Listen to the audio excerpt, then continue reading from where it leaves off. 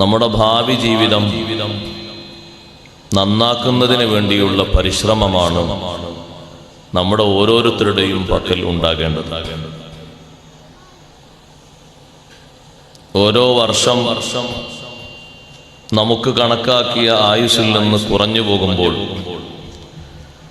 നമ്മളതിന് വയസ്സ് കൂടുക എന്ന് പറയും, മറ്റൊരർത്ഥത്തിൽ വയസ്സ് കുറയുക എന്നും പറയാം. നിശ്ചയിക്കപ്പെട്ട കാലാവധി കുറഞ്ഞുകൊണ്ടേയിരിക്കുകയാണ്. അതിനനുസരിച്ച് നമുക്ക് പ്രായം കൂടുതലായി ബഹുമാനിക്കേണ്ട അടയാളങ്ങളൊക്കെ നമ്മുടെ ജീവിതത്തിൽ അല്ലാഹു തആല നൽകി മുന്നോട്ട് പോയിക്കൊണ്ടിരിക്കുമ്പോൾ നല്ല ചിന്തയോടുകൂടെ വേണം നമ്മൾ പ്രവർത്തിക്കാൻ. എല്ലാ സമയവും ഒരുപോലെയാകാൻ പാടില്ല. ഓരോ ഘട്ടം മാറുന്നതിനനുസരിച്ച് മാറി ചിന്തിക്കുന്നവനാകണം മുഅ്മിനായ ആണും പെണ്ണും. കൗമാരപ്രായം പോലെയല്ല യുവത്വകാലം പോലെയല്ല വയോജനകാലവും വാർദ്ധക്യകാലവും. ഓരോ സമയം കഴിയുമ്പോഴും കഴിഞ്ഞ വർഷത്തിൽ അല്ലെങ്കിൽ കഴിഞ്ഞ ആ ജീവിതത്തിൽ എന്തെല്ലാം ഞാൻ ചെയ്തു കൂട്ടിയിട്ടുണ്ട്, അതിനേക്കാൾ അധികം ഇനിയും ചെയ്യണം. ഞാൻ ഇത്രയൊന്നും പ്രവർത്തിച്ചാൽ പോരാ.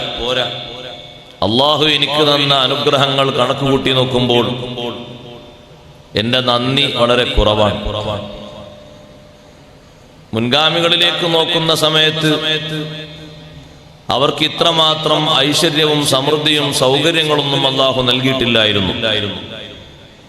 പക്ഷേ നമ്മേക്കാൾ കൂടുതൽ വിശ്വാസ കർമ്മ ആത്മീയ രംഗങ്ങളിൽ അവർ മുന്നോട്ട് കുതിച്ചിരുന്നു. നമ്മൾ ചോദിക്കുന്ന എല്ലാ ചോദ്യങ്ങളും അല്ലാഹു തആല നമുക്ക് തന്നു. പക്ഷെ ഇപ്പോഴും ആത്മീയമായുള്ള പുരോഗതി നാൾക്ക് നാൾ കുറഞ്ഞുകൊണ്ടിരിക്കുകയാണ്. അത് വലിയൊരു പേടിയാണ്. ആത്മീയ രംഗം ശോഭിക്കാൻ പാടില്ല. ആത്മാവ് മനസ്സ് അള്ളാഹുവിലേക്ക് തിരിയുന്ന മനസ്സാകണം. അള്ളാഹു ദേഷ്യം പിടിക്കുന്ന കോപിക്കുന്ന മനസ്സാകരുത്. മഹാന്മാർ തീരെ ഇഷ്ടപ്പെടാത്ത പരിഗണിക്കാത്ത മനസ്ഥിതിയാകരുത്. അള്ളാഹുവിലേക്കും അള്ളാഹുവിന്റെ ഇഷ്ടദാസന്മാരിലേക്കും കൂടുതൽ കൂടുതൽ കൂടുതൽ അടുത്തടുത്ത് മുന്നോട്ട് നീങ്ങുന്ന മനസ്ഥിതി വരണം. നിങ്ങൾ നോക്ക്, അങ്ങനെ മനുഷ്യൻ ജീവിക്കുമ്പോഴാണ് അവൻ നല്ലവനായി തീരുന്നത്. മുൻഗാമികളിലേക്കുള്ളൊരു നോട്ടം, കഴിഞ്ഞ കാലത്തുള്ള ആളുകളിലേക്കുള്ളൊരു നോട്ടം പഴയ കാലത്ത് തന്നെയുണ്ട്. വലിയ സമൃദ്ധി അല്ലാഹു തആല നൽകിയപ്പോ അബ്ദുറഹ്മാൻ ബിൻ ഔഫ് റളിയല്ലാഹു അൻഹു ചിന്തിക്കുന്നത്, സമൃദ്ധി ഉണ്ടായിട്ടും ഐശ്വര്യമുണ്ടായിട്ടും അതെല്ലാം ത്യജിച്ച് അള്ളാഹുവിന്റെ ദീനിന് വേണ്ടി ഹിജ്റ ചെയ്ത് വളരെയധികം പ്രതിസന്ധിയിൽ ജീവിച്ച ഉഹദിൽ ഷഹീദായ മുസ്അബ് ബിൻ ഉമൈർ റളിയല്ലാഹു അൻഹു പറ്റിയാണ്. നല്ല സമൃദ്ധിയുള്ള ഭക്ഷണം നോമ്പ് തുറക്കുന്ന സമയത്ത് മുന്നിലെത്തിയപ്പോൾ ആ ഭക്ഷണത്തിലേക്ക് ഇങ്ങനെ നോക്കിയിട്ട് മഹാനവറുകൾ പറഞ്ഞു, ആവശ്യമുള്ള ദുനിയാവ് മുഴുവനും അല്ലാഹു സുബ്ഹാനഹു വ തആല നമുക്ക് നൽകുകയാണ്. അതേ സമയത്ത് ഖുതില മുസ്അബ് ബിൻ ഉമൈർ വഹുവ ഖൈറും മിന്നീ, എന്നേക്കാൾ വലിയ മഹത്വമുള്ള മഹാനായിരുന്നു മുസ്അബ് റളിയല്ലാഹു അൻഹു. ഉഹദിന്റെ രണഭൂമിയിൽ മഹാനവറുകൾ വധിക്കപ്പെട്ടപ്പോൾ ഞാൻ ഇന്ന് പൂർണ്ണ വസ്ത്രം ധരിച്ചിരിക്കുന്ന ഒരു മനുഷ്യനാണ്. അന്ന് മുസ്അബ് റളിയല്ലാഹു അൻഹുവിന് ഒരു പൂർണ്ണ കഫംപുട പോലും കിട്ടിയിട്ടില്ല. പഴയ കാലത്ത് ജീവിച്ച മഹാന്മാരെ ഓർക്കുകയാണ്. ദുനിയാവിൽ അല്ലാഹു തആല ഐശ്വര്യവും സമൃദ്ധിയും കൂടുതൽ കൂടുതൽ നൽകുമ്പോൾ നമ്മൾ അല്ലാഹുവിനെ മറക്കുന്നവരാകരുത്. അല്ലാഹു തആല നമുക്ക് മുമ്പേ ജീവിതം നടത്തി തന്ന മഹാന്മാരെയും മറക്കുന്നവരാകരുത്. ഒന്നുമില്ലെങ്കിലും ഉപ്പാപ്പമാരെ പറ്റിയും ഉമ്മാമ്മമാരെ പറ്റിയും എങ്കിലും നല്ലൊരു ബോധം നമ്മുടെ മനസ്സിൽ വേണം. അത് നമ്മുടെ മനസ്ഥിതി നന്നാകാനുള്ള വലിയൊരു കാരണമാണ്. പൂർവീകരെ സംബന്ധിച്ചുള്ളൊരു ബോധം മനസ്സിലുണ്ടാകുന്നത് നല്ലതാണ്. എന്നിട്ട് മുസ്അബ് റളിയല്ലാഹുവിനെ പറ്റി മഹാനവറുകൾ പറയുന്നത്, പൂർണ്ണമായൊരു വസ്ത്രം പോലും ഉഹദിൽ ഷഹീദായ മുസ്അബ് റളിയല്ലാഹുവിന് ലഭിച്ചില്ല. ഒരു വസ്ത്രമുണ്ട്, ആ വസ്ത്രം കൊണ്ട് തലമറച്ചാൽ കാല് വെളിവാകും, കാല് മറച്ചാലോ തലവെളിവാകും. എന്ത് ചെയ്യണമെന്നറിയാതെ, ഒരു പൂർണ്ണ വസ്ത്രം ലഭിക്കാതെ ഷഹീദായ അതേ വസ്ത്രത്തിൽ തന്നെ കഫൻ ചെയ്ത് മറവ് ചെയ്യുന്ന പതിവാണല്ലോ. ആ പതിവ് തെറ്റിക്കാതെ ആ വസ്ത്രം തന്നെ തലഭാഗം മറച്ച് കാലിന്റെ ഭാഗത്തേക്ക് ചേർത്തി വെച്ചത് പുല്ലാണ്. പുല്ലുകൾ വെച്ച് റെഡിയാക്കിയിട്ടാണ് കാലിന്റെ ഭാഗത്ത് മറ സ്വീകരിച്ചത്. ആ മുസ്അബ് റളിയല്ലാഹു അൻഹു എന്നെക്കാൾ നല്ല മഹാനാണ്. ഭക്ഷിക്കാൻ ഭക്ഷണം മുന്നിൽ വന്നപ്പോഴാണ് ഇത് ഓർക്കുന്നത്. ഈ ഭക്ഷണം കഴിക്കാനിരിക്കുന്ന മഹാൻ അബ്ദുറഹ്മാൻ ഇബ്നു ഔഫ് റളിയല്ലാഹു അൻഹു സാധാരണ ആളല്ല. സ്വർഗം കൊണ്ട് സന്തോഷ വാർത്ത അറിയിക്കപ്പെട്ട 10 ആളുകളിൽ ഒരു മഹാനാണ്. എന്നിട്ടും ആ മഹാൻ ചിന്തിക്കുന്നത് പൂർവീകരെ പറ്റിയാണ്. സൗകര്യങ്ങൾ കുറഞ്ഞ കാലത്ത് അള്ളാഹുവിന്റെ ദീനിന് വേണ്ടി അക്ഷീണം യത്നിച്ച മഹാനെ പറ്റി ആലോചിച്ച് അന്ന് ഭക്ഷണം വേണ്ടാന്ന് വെക്കുന്നു. തൽക്കാലം ഒരു കാരക്ക് എടുത്ത് നോമ്പ് തുറന്ന് ബാക്കിയുള്ള ഭക്ഷണങ്ങളൊക്കെ മടക്കി വിടുന്നു. ദുനിയാവിന്റെ പുതിയ പുതിയ സംരംഭങ്ങളിലേക്ക് നമ്മൾ പ്രവേശിക്കുമ്പോ നമ്മുടെ മുൻ തലമുറയെ കുറിച്ച് നല്ലൊരു ഓർമ്മ വേണം. നല്ല നല്ല സുഖമുള്ള ഐശ്വര്യമുള്ള വീടുകളിൽ താമസിക്കുമ്പോൾ ഈ നാട്ടിൽ പഴയകാലത്ത് ഓലമേഞ്ഞ വീടുകൾ ഉണ്ടായിരുന്നു. ഓടിട്ട വീടുകളും സാധാരണഗതിയിൽ കൂടുതൽ ഉണ്ടായിരുന്നു. അതിൽ നിന്നെല്ലാം മാറിയിട്ട് അള്ളാഹു ഒരു പുതുജീവിതം നമുക്ക് സമ്മാനിക്കുമ്പോ നമ്മൾ അള്ളാഹുവിനെ മറക്കുന്നവരാകരുത്. നല്ല ബോധത്തോടെ മനസ്സുണർന്ന് ജീവിക്കുന്നവരാകണം. മനസ്സാണല്ലോ നന്നാകേണ്ടത്. മനസ്സിന് പറ്റുന്നൊരു കേടാണ് ഗഫലത്ത് എന്നത്, അശ്രദ്ധ വന്നു കഴിഞ്ഞാൽ നല്ല കാര്യങ്ങളിലേക്ക് താല്പര്യം വരില്ല. എന്ന് മാത്രമല്ല, നല്ലതിനോടൊക്കെ വാസന കുറഞ്ഞു പോകും. ആത്മീയ രംഗങ്ങളോട് അഭിരുചി നന്നേ കുറഞ്ഞു പോകും. ഗഫലത്ത് വരാൻ പാടില്ല. ഗഫലത്തുള്ള ആളുകളെ നന്നാക്കാനാണ് അല്ലാഹു തആല ഖുർആൻ അവതരിപ്പിച്ചത്. അഷ്റഫുൽ ഖൽഖ് സല്ലല്ലാഹു അലൈഹി വസല്ലം തങ്ങളെ ഈ ഭൂമി ലോകത്തേക്ക് അല്ലാഹു നിയോഗിച്ചത് എന്തിനാണ്? ലിതുൻദിറ ഖൗമം മാ ഉൻദിറ ആബാഉഹും ഫഹും ഗാഫിലൂൻ. സൂറത്ത് യാസീനിൽ നിന്ന് നമ്മളൊക്കെ ഓതാറില്ലേ? ലിതുൻദിറ ഖൗമം മാ ഉൻദിറ ആബാഉഹും. തങ്ങൾ പോയി ഉത്ബോധനം നടത്തുന്ന ജനത ഏതാണെന്നറിയോ നബിയേ? ഇവർക്കല്ല, ഇവരുടെ പിതാക്കൾക്ക്, ബാപ്പമാർക്ക്, അവരുടെ ഉപ്പാപ്പമാർക്ക്, അപ്പൂപ്പന്മാർക്ക് മുന്നറിയിപ്പ് നൽകപ്പെട്ടിട്ടില്ല. അത്തരത്തിലൊരു വിഭാഗമാണ് ഇവര്. ബാപ്പാന്റെയും ഉപ്പാന്റെയും ഉപ്പാപ്പാന്റെയും പാരമ്പര്യം ഉണ്ടെങ്കിൽ അതിന്റെ ഒരു നന്മയുണ്ടാകും. പക്ഷേ ഇവരുടെ മുൻതലമുറക്ക് യാതൊരു ഉത്ബോധനവും കിട്ടിയിട്ടില്ല. അവരുടെ ഉപ്പാപ്പമാർക്കും ഉത്ബോധനങ്ങൾ കിട്ടിയിട്ടില്ല.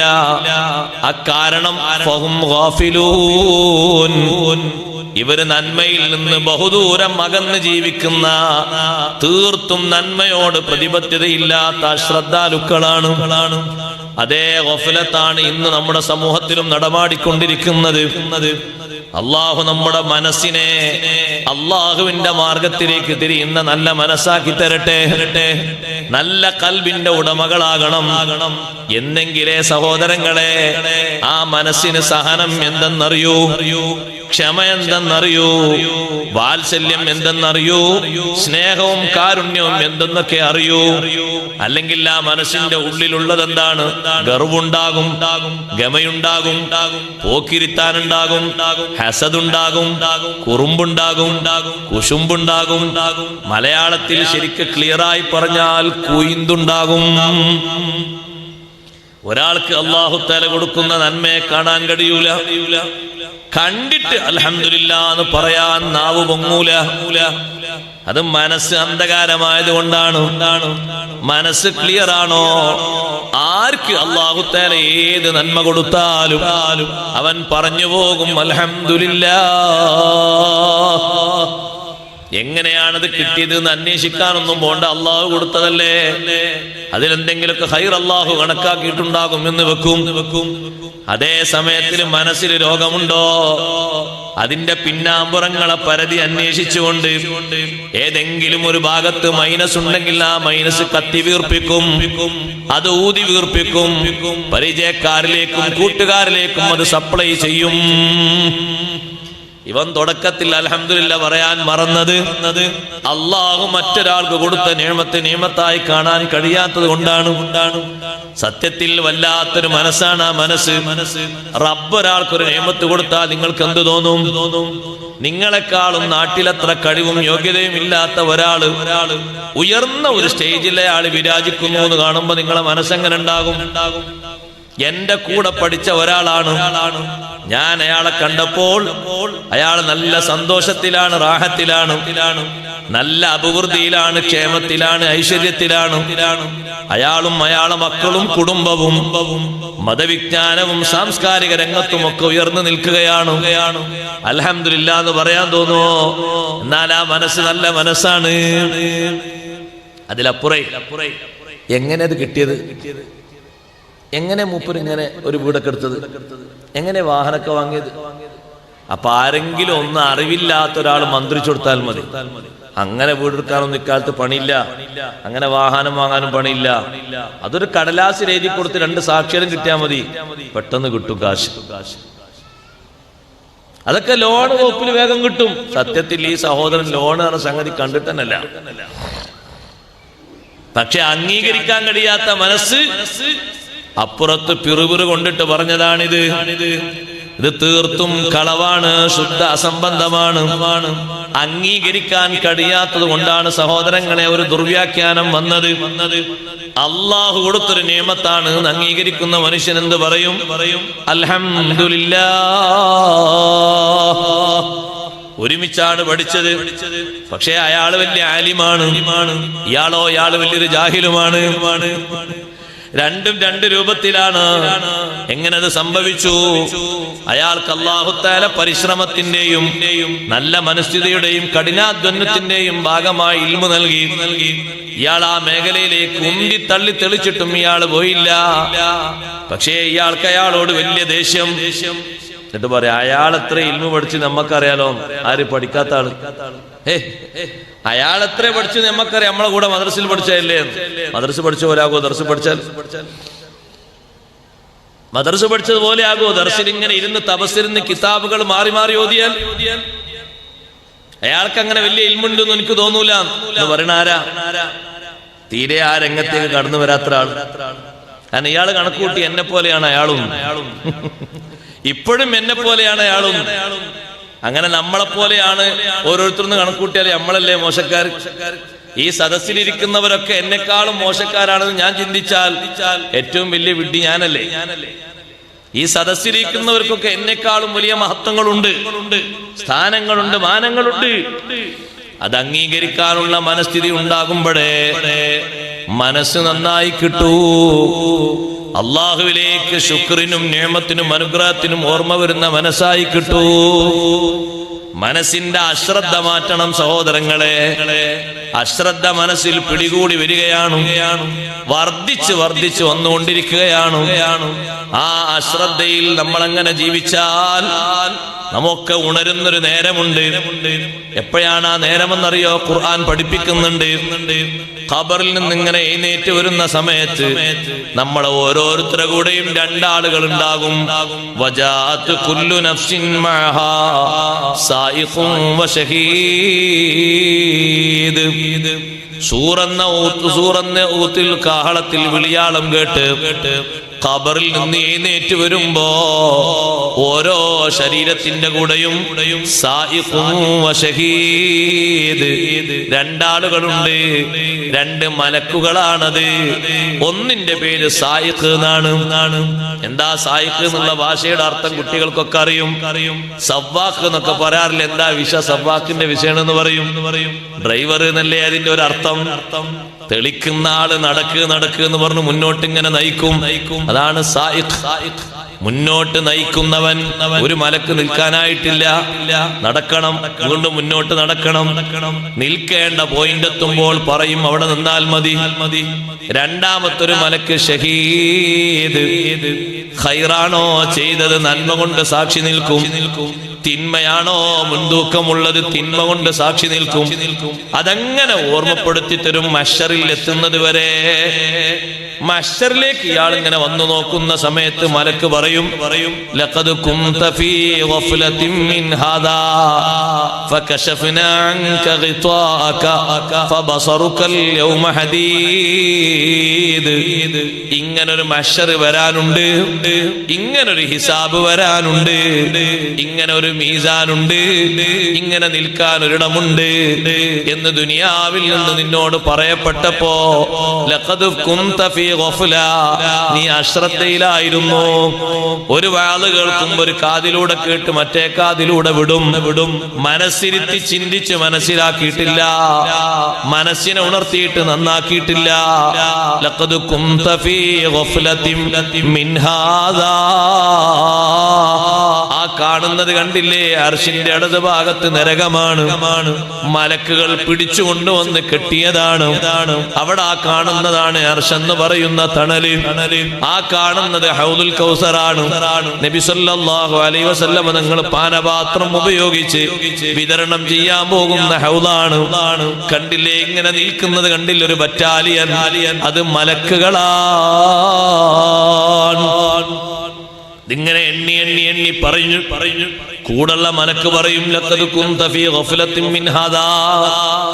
ഇതിനെപ്പറ്റിയൊന്നും നീ കാര്യമായി ശ്രദ്ധിച്ചിട്ടില്ല, സൂക്ഷിച്ചിട്ടില്ല. ഇങ്ങോട്ട് വേണ്ട സമ്പാദ്യങ്ങളൊന്നും നിന്റെ മനസ്സുണർത്തി ചിന്തിച്ച് നീ ഉണ്ടാക്കിയിട്ടില്ല. നിന്റെ മനസ്സപ്പോഴൊക്കെ ഒരു അബോധാവസ്ഥയിലായിരുന്നു. നീ ചിന്തിച്ചത് ദുന്യാവ് കഴിഞ്ഞിട്ടല്ലേ ആഖിറം. ആദ്യം ദുന്യാവോട് കഴിയട്ടെ, എന്നിട്ടല്ലേ ഉസ്താദ് ആഖിറൊക്കെ. അത് അവിടെ എത്തുമ്പോ നോക്കാം. ഇവിടുത്തെ ജീവിതം ആദ്യം കഴിയട്ടെ. നല്ല ക്ഷേമൈശ്വര്യത്തോടെ അടിച്ച് പൊളിച്ച് സുഖിച്ച് മതിച്ച് ഇവിടെ അങ്ങോട്ട് കഴിയട്ടെ. ഇവിടെ ഏതെല്ലാം ആളുകൾ ദുനിയാവിന്റെ തേരിലേറി സുഖിക്കുന്നുണ്ടോ അവരോടൊക്കെ എനിക്കൊരു സുഖം കിട്ടണം. നിയമങ്ങളൊന്നും അതിന് പ്രശ്നമില്ല. എന്ത് നിയമം? ഇവിടെ നാട്ടിൽ കുറെ ആളുകളൊക്കെ ഫാമിലി ടൂർ എന്ന് പറഞ്ഞിട്ട് ടൂർ സംഘടിപ്പിക്കുമ്പോ എനിക്കും പോണേ, എന്റെ ഭാര്യക്കും പോണ. ആ കൂട്ടത്തില് അന്യോന്യം കാണാൻ പറ്റുമോ? അതൊന്നും ഇപ്പം ദുന്യാവിൽ നോക്കിയിട്ട് കാര്യമില്ല. എങ്ങനെയുണ്ട് നമ്മളെ ദുന്യാവ്? എങ്ങനെയുണ്ട്? 5 ആള് 10 ആളും അവരെ ഭാര്യമാരും ഒരുമിച്ച് പോവുകയാണ്. എങ്ങോട്ട്? എല്ലാവർക്കും ഒരുമിച്ചൊരു ഹണിമൂൺ ട്രിപ്പ്. കൊടൈക്കനാൽ, ഊട്ടി, മേട്ടുപ്പാളയം, ഉയര. ഇടയ്ക്കൊന്ന് 2 മക്കാമിലും കയറാം. നാട്ടുകാർ ചോദിച്ചാ പിന്നെ പറയണ്ടേ? അതിനു വേണ്ടി ബൈക്ക് വരുന്ന വയ്ക്കേണ്ട 2 മക്കാം ഉണ്ടാവുമല്ലോ, ഉറപ്പാ. പേര് നോക്കിയാൽ മതി. എന്നിട്ട് ഇവരൊക്കെ പോയി പരസ്യമായി വട്ടം കൂടി നിന്ന് അന്യ ആണും അന്യ പെണ്ണും ഒരുമിച്ച് നിന്ന് കൈകോർത്ത് നിന്നിട്ട് ഫോട്ടോ ഒക്കെ പോസ്റ്റ് ചെയ്യാ. അള്ളാഹുവിന്റെ ദീനിനെ പച്ചയായിട്ട് ലംഘിക്കുന്നു എന്ന് പരസ്യമായി ലോകത്തേക്ക് ആ ചിത്രം വിടുക. ഞാനീ പറയുന്നത് കഴിഞ്ഞ നൂറ്റാണ്ടിലെ കഥയല്ല, ഇപ്പോഴുള്ള കഥയാണ്. എന്താ നമ്മളെ അഭിപ്രായം എന്താ അതിനെപ്പറ്റി? ഉസ്താദേ, അതൊക്കെ ഈ സമാല് വേണ്ടതല്ലേ എന്നല്ലേ പറയുന്നത്? അങ്ങനെ 100 കൂട്ടം ആണെങ്കിൽ ഞാൻ എണ്ണിത്തരാം. തനിച്ച ജാഹിലിയത്തിന്റെ സ്വഭാവം. മനസ്സ് കരിവാടി പിടിച്ചതുകൊണ്ട്, കട്ട പിടിച്ചതുകൊണ്ട്, അശ്രദ്ധയിൽ ആഴ്ന്നു പോയത് കൊണ്ട്, ജാഹിലിയ കാലഘട്ടത്തിൽ അതേ ഗഫ്ലത്ത്, അശ്രദ്ധ നമ്മുടെ മനസ്സിലും പിടിവിട്ടിരിക്കുന്നു. തീർത്ത് എണ്ണി എണ്ണി പറയാം. ചെറിയ തർക്കത്തിന്റെ പേരിലല്ലേ അന്ന് കൊലപാതകങ്ങൾ നടന്നിരുന്നത്. ഇന്നും അങ്ങനെ തന്നെയല്ലേ. കഴിഞ്ഞ ദിവസം ഇപ്പൊ 3 ആളെ വെട്ടിയത് എന്തിനാ? ഒരു കൂട്ടർ ജയിച്ചു, മറ്റേ കൂട്ടർ ജയിച്ചു. സ്വാഭാവികല്ലേ? വെട്ടിയില്ലേ? റെഡിയല്ലേ? ഇതന്നെയല്ലേ മുമ്പുണ്ടായിരുന്നു. ചെന്തയിൽ അടിണ്ടായിട്ട് ഒരു കൂട്ടർ ജയിച്ചു, മറ്റേ കൂട്ടർ തോറ്റു. അപ്പൊ തോറ്റ കൂട്ടർ പിന്നെ വന്ന് പ്രതികാരം വീട്ടി മറ്റവരെ വെട്ടി. ജാഹിലിയ കാലത്ത് ചേർത്ത് വായിച്ചാൽ മതി അങ്ങോട്ട്. എന്തെല്ലാമാണ് സഹോദരങ്ങളെ. മനസ്സ് തുറന്നിട്ട് അംഗീകരിക്കാൻ പറ്റുമോ? നാട്ടിൽ നിന്ന് അങ്ങനെ പോകുന്ന ഒരാളെ വിളിച്ചിട്ട് നാട്ടിലെ ഖത്തീബോ ഉസ്താദോ ചോദ്യം ചെയ്താൽ കൂടെ പോയ പെണ്ണുങ്ങൾ ഭീഷണി മുഴക്കുകയാണ്. ഞങ്ങളെ കാശ് കൊണ്ട് വണ്ടി വിളിച്ചല്ലേ ഉസ്താദെ ഞങ്ങൾ പോയത്, നിങ്ങൾ എന്തിനാണത് പ്രസംഗിക്കുന്നത്, നിങ്ങൾ ആരാത് പറയാൻ ഏൽപ്പിച്ചത്, മിഹ്റാബിൽ ഇമാമത്തങ്ങ് നിന്നാ പോരെ, അത് അതിനെക്കാളും വലിയ ഗഫലത്താണ് പറയുന്നത്. സത്യം പറഞ്ഞു കൊടുക്കുമ്പോ ചോദ്യം ചെയ്യുക, അംഗീകരിക്കാനുള്ള മനസ്ഥിതിയില്ല. ലഖദ് കുന്ത ഫീ ഗഫ്ലത്തിൻ മിൻ ഹാദാ. ആർക്ക് അംഗീകരിക്കാൻ കഴിയും? സ്വന്തം മക്കള് പോകുമ്പോ ബാപ്പക്ക് തടയാനുള്ള ഗഡ്സ് ഉണ്ടോ? ആരെ കൂടെ മോനെ പോകുന്നത്, എങ്ങോട്ടാ പോകുന്നത്? ഞങ്ങൾ വൈകുന്നേരം വരെ വന്നിട്ട് പറഞ്ഞു തരാമെന്ന് പറഞ്ഞ് മകനും മരുമകളും ഇറങ്ങുമ്പോ ഇയാള് വടിയായി പോയി. ഇയാളിങ്ങനെ നിൽക്കുകയാണ്, ഒരു കുത്തിവെച്ച വടിയെ പോലെ, നാട്ടിവെച്ചൊരു കുന്തത്തെ പോലെ. എന്തെങ്കിലും പറയാൻ പറ്റുന്നുണ്ടോ? എന്തെങ്കിലും നിർദ്ദേശിക്കാൻ കഴിയുന്നുണ്ടോ? കൂടുതൽ നിർദ്ദേശിക്കുമ്പോ പറയുന്നു, പോക്സോ എന്ന് പറയുന്നൊരു വിഷയമുണ്ട്, പോക്സോന്റെ കേസ് കൊടുക്കും, നിങ്ങൾ എന്റെ കുട്ടിയെ പീഡിപ്പിച്ചു എന്ന് പറഞ്ഞിട്ട്. പാപ്പ പറഞ്ഞു, ഞാൻ പീഡിപ്പിക്കാറില്ല, പറയാനില്ല, നിങ്ങൾ ജീവിക്കുക, മരിക്കുക, നിസ്കരിക്കുക, നോമ്പോൽക്ക് എന്തേ ചെയ്തു. കഴിഞ്ഞില്ലേ? പോക്സോ ഉണ്ട്, പോക്സോ പറഞ്ഞു പീഡിപ്പിക്കുക. അനങ്ങിയ പോക്സോ. ഇന്നലെ മദ്രസിൽ വരാനിരുന്ന ഒരു കുട്ടിയോട് ചോദിക്കുമ്പോ കുട്ടി പറയണത് അതെ പോക്സോ. അതൊന്നും ഉസ്താദ് ചോദിക്കാൻ പാടില്ല. ഞങ്ങൾ എന്ന് വരുന്നു അന്ന് ക്ലാസ് എടുത്തു തരിക. ഞങ്ങൾ എപ്പോ വരുന്നു 8 മണിക്ക് വന്ന ക്ലാസ് എടുക്കാം, 8:10 പോകണം എന്ന് പറഞ്ഞാൽ സമ്മതിക്കുക. വേറൊന്നും ചോദിക്കാൻ പാടില്ല. ഞങ്ങൾ ഉസ്താദ്, നിങ്ങൾ ശിഷ്യൻ. അല്ല എന്തായാലും പറയുന്നത് വേറെന്താ? വേറെ അധികം പറഞ്ഞ പോക്സോ ഉണ്ട്, പോക്സോ. എത്ര വകുപ്പ്? 101, 110 വകുപ്പുണ്ട്.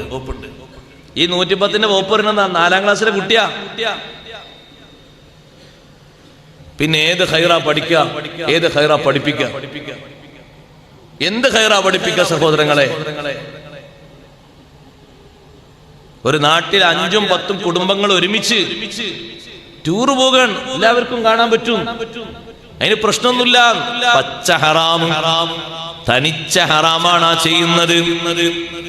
ഉംറക്ക് പോകണമെങ്കിൽ വരെ, സുന്നത്തായ ഉംറ നിർവഹിക്കണമെങ്കിൽ വരെ മഹറം കൂടെ ഉണ്ടാകണമെന്നാണ് ഇസ്ലാമിന്റെ നിയമം. സുന്നത്തായ ഉംറ, ഒരു ഉംറ ഫർളായ ഉംറയാണ്.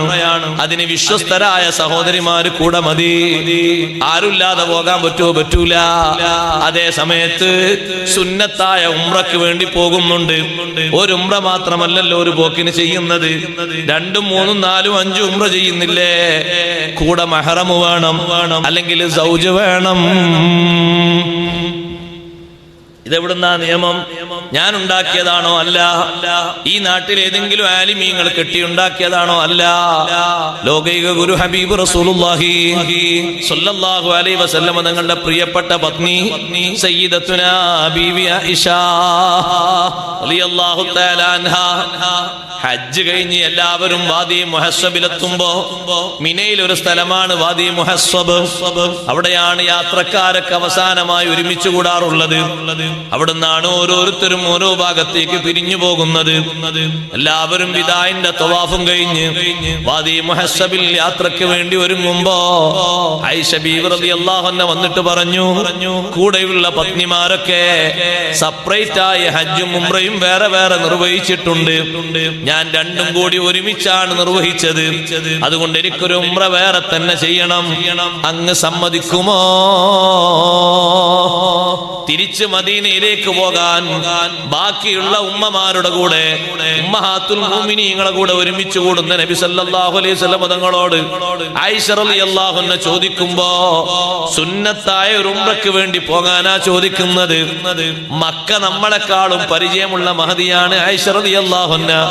ആയിഷ ബീവിനാരും തൊടൂല, പീഡിപ്പിക്കൂല, വേദനിപ്പിക്കൂല, നോക്കിയിട്ട് കിന്നാരം നടത്തൂല. എന്നിട്ടും ആയിഷ ബീവിന്റെ കൂടെ നബി സല്ലല്ലാഹു അലൈഹി വസല്ലം പറഞ്ഞേക്കുന്നു, സഹോദരൻ അബ്ദുറഹ്മാൻ ബിൻ അബീ ബക്കർ റളിയല്ലാഹു അൻഹുവിനെ സഹോദരന്റെ കൂടെ പോയിട്ട് ഉംറ നിർവഹിച്ചു വരൂ. ഞങ്ങളെല്ലാവരും ഒരു സ്ഥലത്ത് കാത്തിരിക്കാം, അവിടേക്ക് നിങ്ങൾ വന്നാൽ മതി. ഒറ്റക്ക് പറഞ്ഞു വിട്ടില്ല. അബ്ദുറഹ്മാൻ റളിയല്ലാഹുവിന്റെ കൂടെയാ വിട്ടത്. പോയിട്ട് ഉംറ നിർവഹിച്ച് തിരിച്ചു വരൂ. ആയിഷ ബീവി റളിയല്ലാഹു അൻഹ ഇഹ്റാം കെട്ടിയ സ്ഥലമല്ലേ തൻഈമിൽ, ഇന്നും മസ്ജിദ് ആയിഷ എന്ന പേരിൽ അറിയപ്പെടുന്ന സ്ഥലം. അവിടെ പള്ളിയുണ്ടല്ലോ, മസ്ജിദ് ആയിഷ എന്നൊരു പള്ളി. ഞാൻ പറഞ്ഞു വന്നത്, ഒരു ഉംറയ്ക്ക് വേണ്ടി മുത്തുനബി സല്ലല്ലാഹു അലൈഹി വസല്ലം തങ്ങളുടെ പത്നിയായ ആയിഷ റളിയല്ലാഹു അൻഹയെ നമ്മളെക്കാളും കൂടുതൽ മക്ക പരിചയമുള്ള, മക്ക നിവാസികൾക്ക് എല്ലാവർക്കും അറിവുള്ള, ബഹുമാനത്തിന്റെ അങ്ങേ അറ്റം നൽകിയിട്ട് പ്രൊട്ടക്ഷനും സുരക്ഷയും അവർ നൽകുന്ന ആയിഷ ബീവി റളിയല്ലാഹു അൻഹയെ ഒറ്റക്ക് വിട്ടില്ല.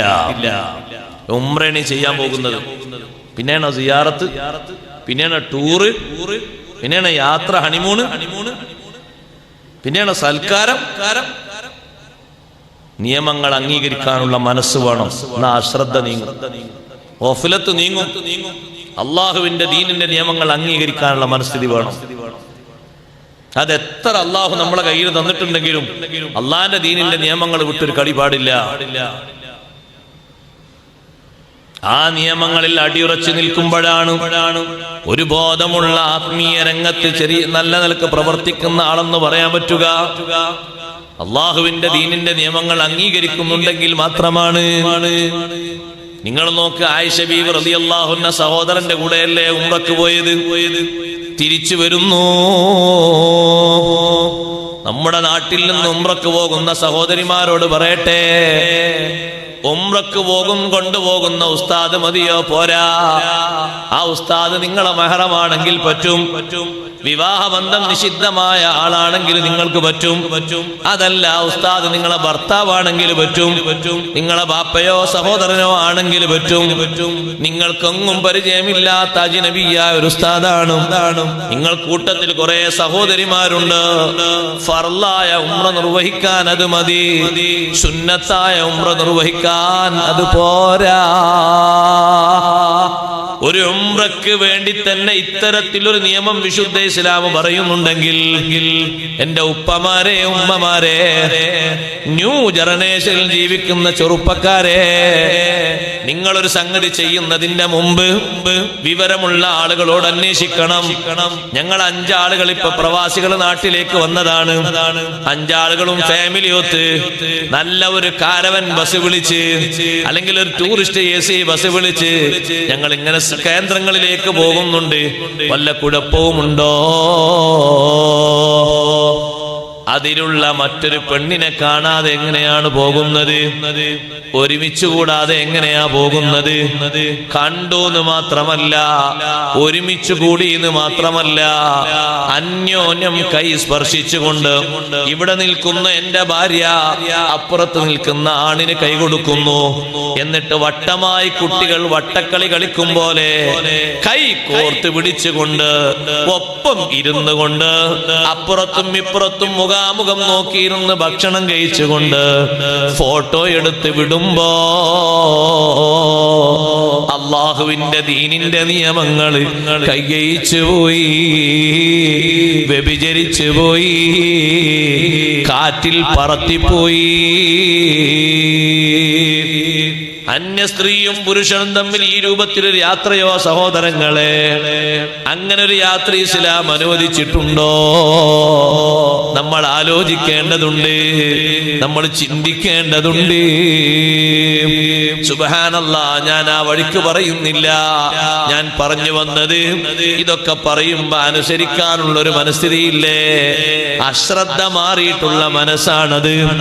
അള്ളാഹുവിന്റെ ദീനിന്റെ നിയമമാണോ അവിടെ നിൽക്കാനുള്ള കഴിവാണ് ഏറ്റവും വലിയ കഴിവ്. ആഖിറത്തിലെത്തുമ്പോ ഈ നിയമങ്ങളൊക്കെ കാറ്റിൽ പറത്തി നടന്ന ആളോട് മലക്ക് പറയുന്നത് ഫബസറുകൽ യൗമ ഹദീദ്, നിന്റെ കണ്ണിന് നല്ല മൂർച്ചയുണ്ടല്ലോ, ഒന്ന് നോക്കിക്കോളൂ. ഈ യാഥാർത്ഥ്യങ്ങളെ പറ്റി മുമ്പ് പറഞ്ഞില്ലേ? ദുനിയാവില് കർമ്മരംഗത്ത് കുഴപ്പം ബാധിച്ച ആളുകള് വിയർപ്പിൽ മുങ്ങുന്നത് കണ്ടോ? നിങ്ങളെ കഴുത്തിൽ കെട്ടി തൂക്കിയിരിക്കുന്നത് ഇതുപോലെ ഒരു കാർഡ് നമ്മളെ ഖബറിൽ നിന്ന് എഴുന്നേറ്റ് വരുമ്പോ നമ്മളെ കഴുത്തിലുണ്ടാകും. അത് ഹസനാത്താണോ സയ്യാത്താണോ മുൻതൂക്കം തൂക്കിയത് എന്ന് കാർഡ് കണ്ടാൽ തന്നെ അറിയും കേട്ടോ. ആ കാർഡിലുള്ളത് കണ്ടാൽ തന്നെ കനം തൂക്കം അറിയും. ഏത് ഭാഗത്തേക്ക് പോകാനുള്ള ആളാണെന്നറിയും. സുബ്ഹാനല്ലാഹ്.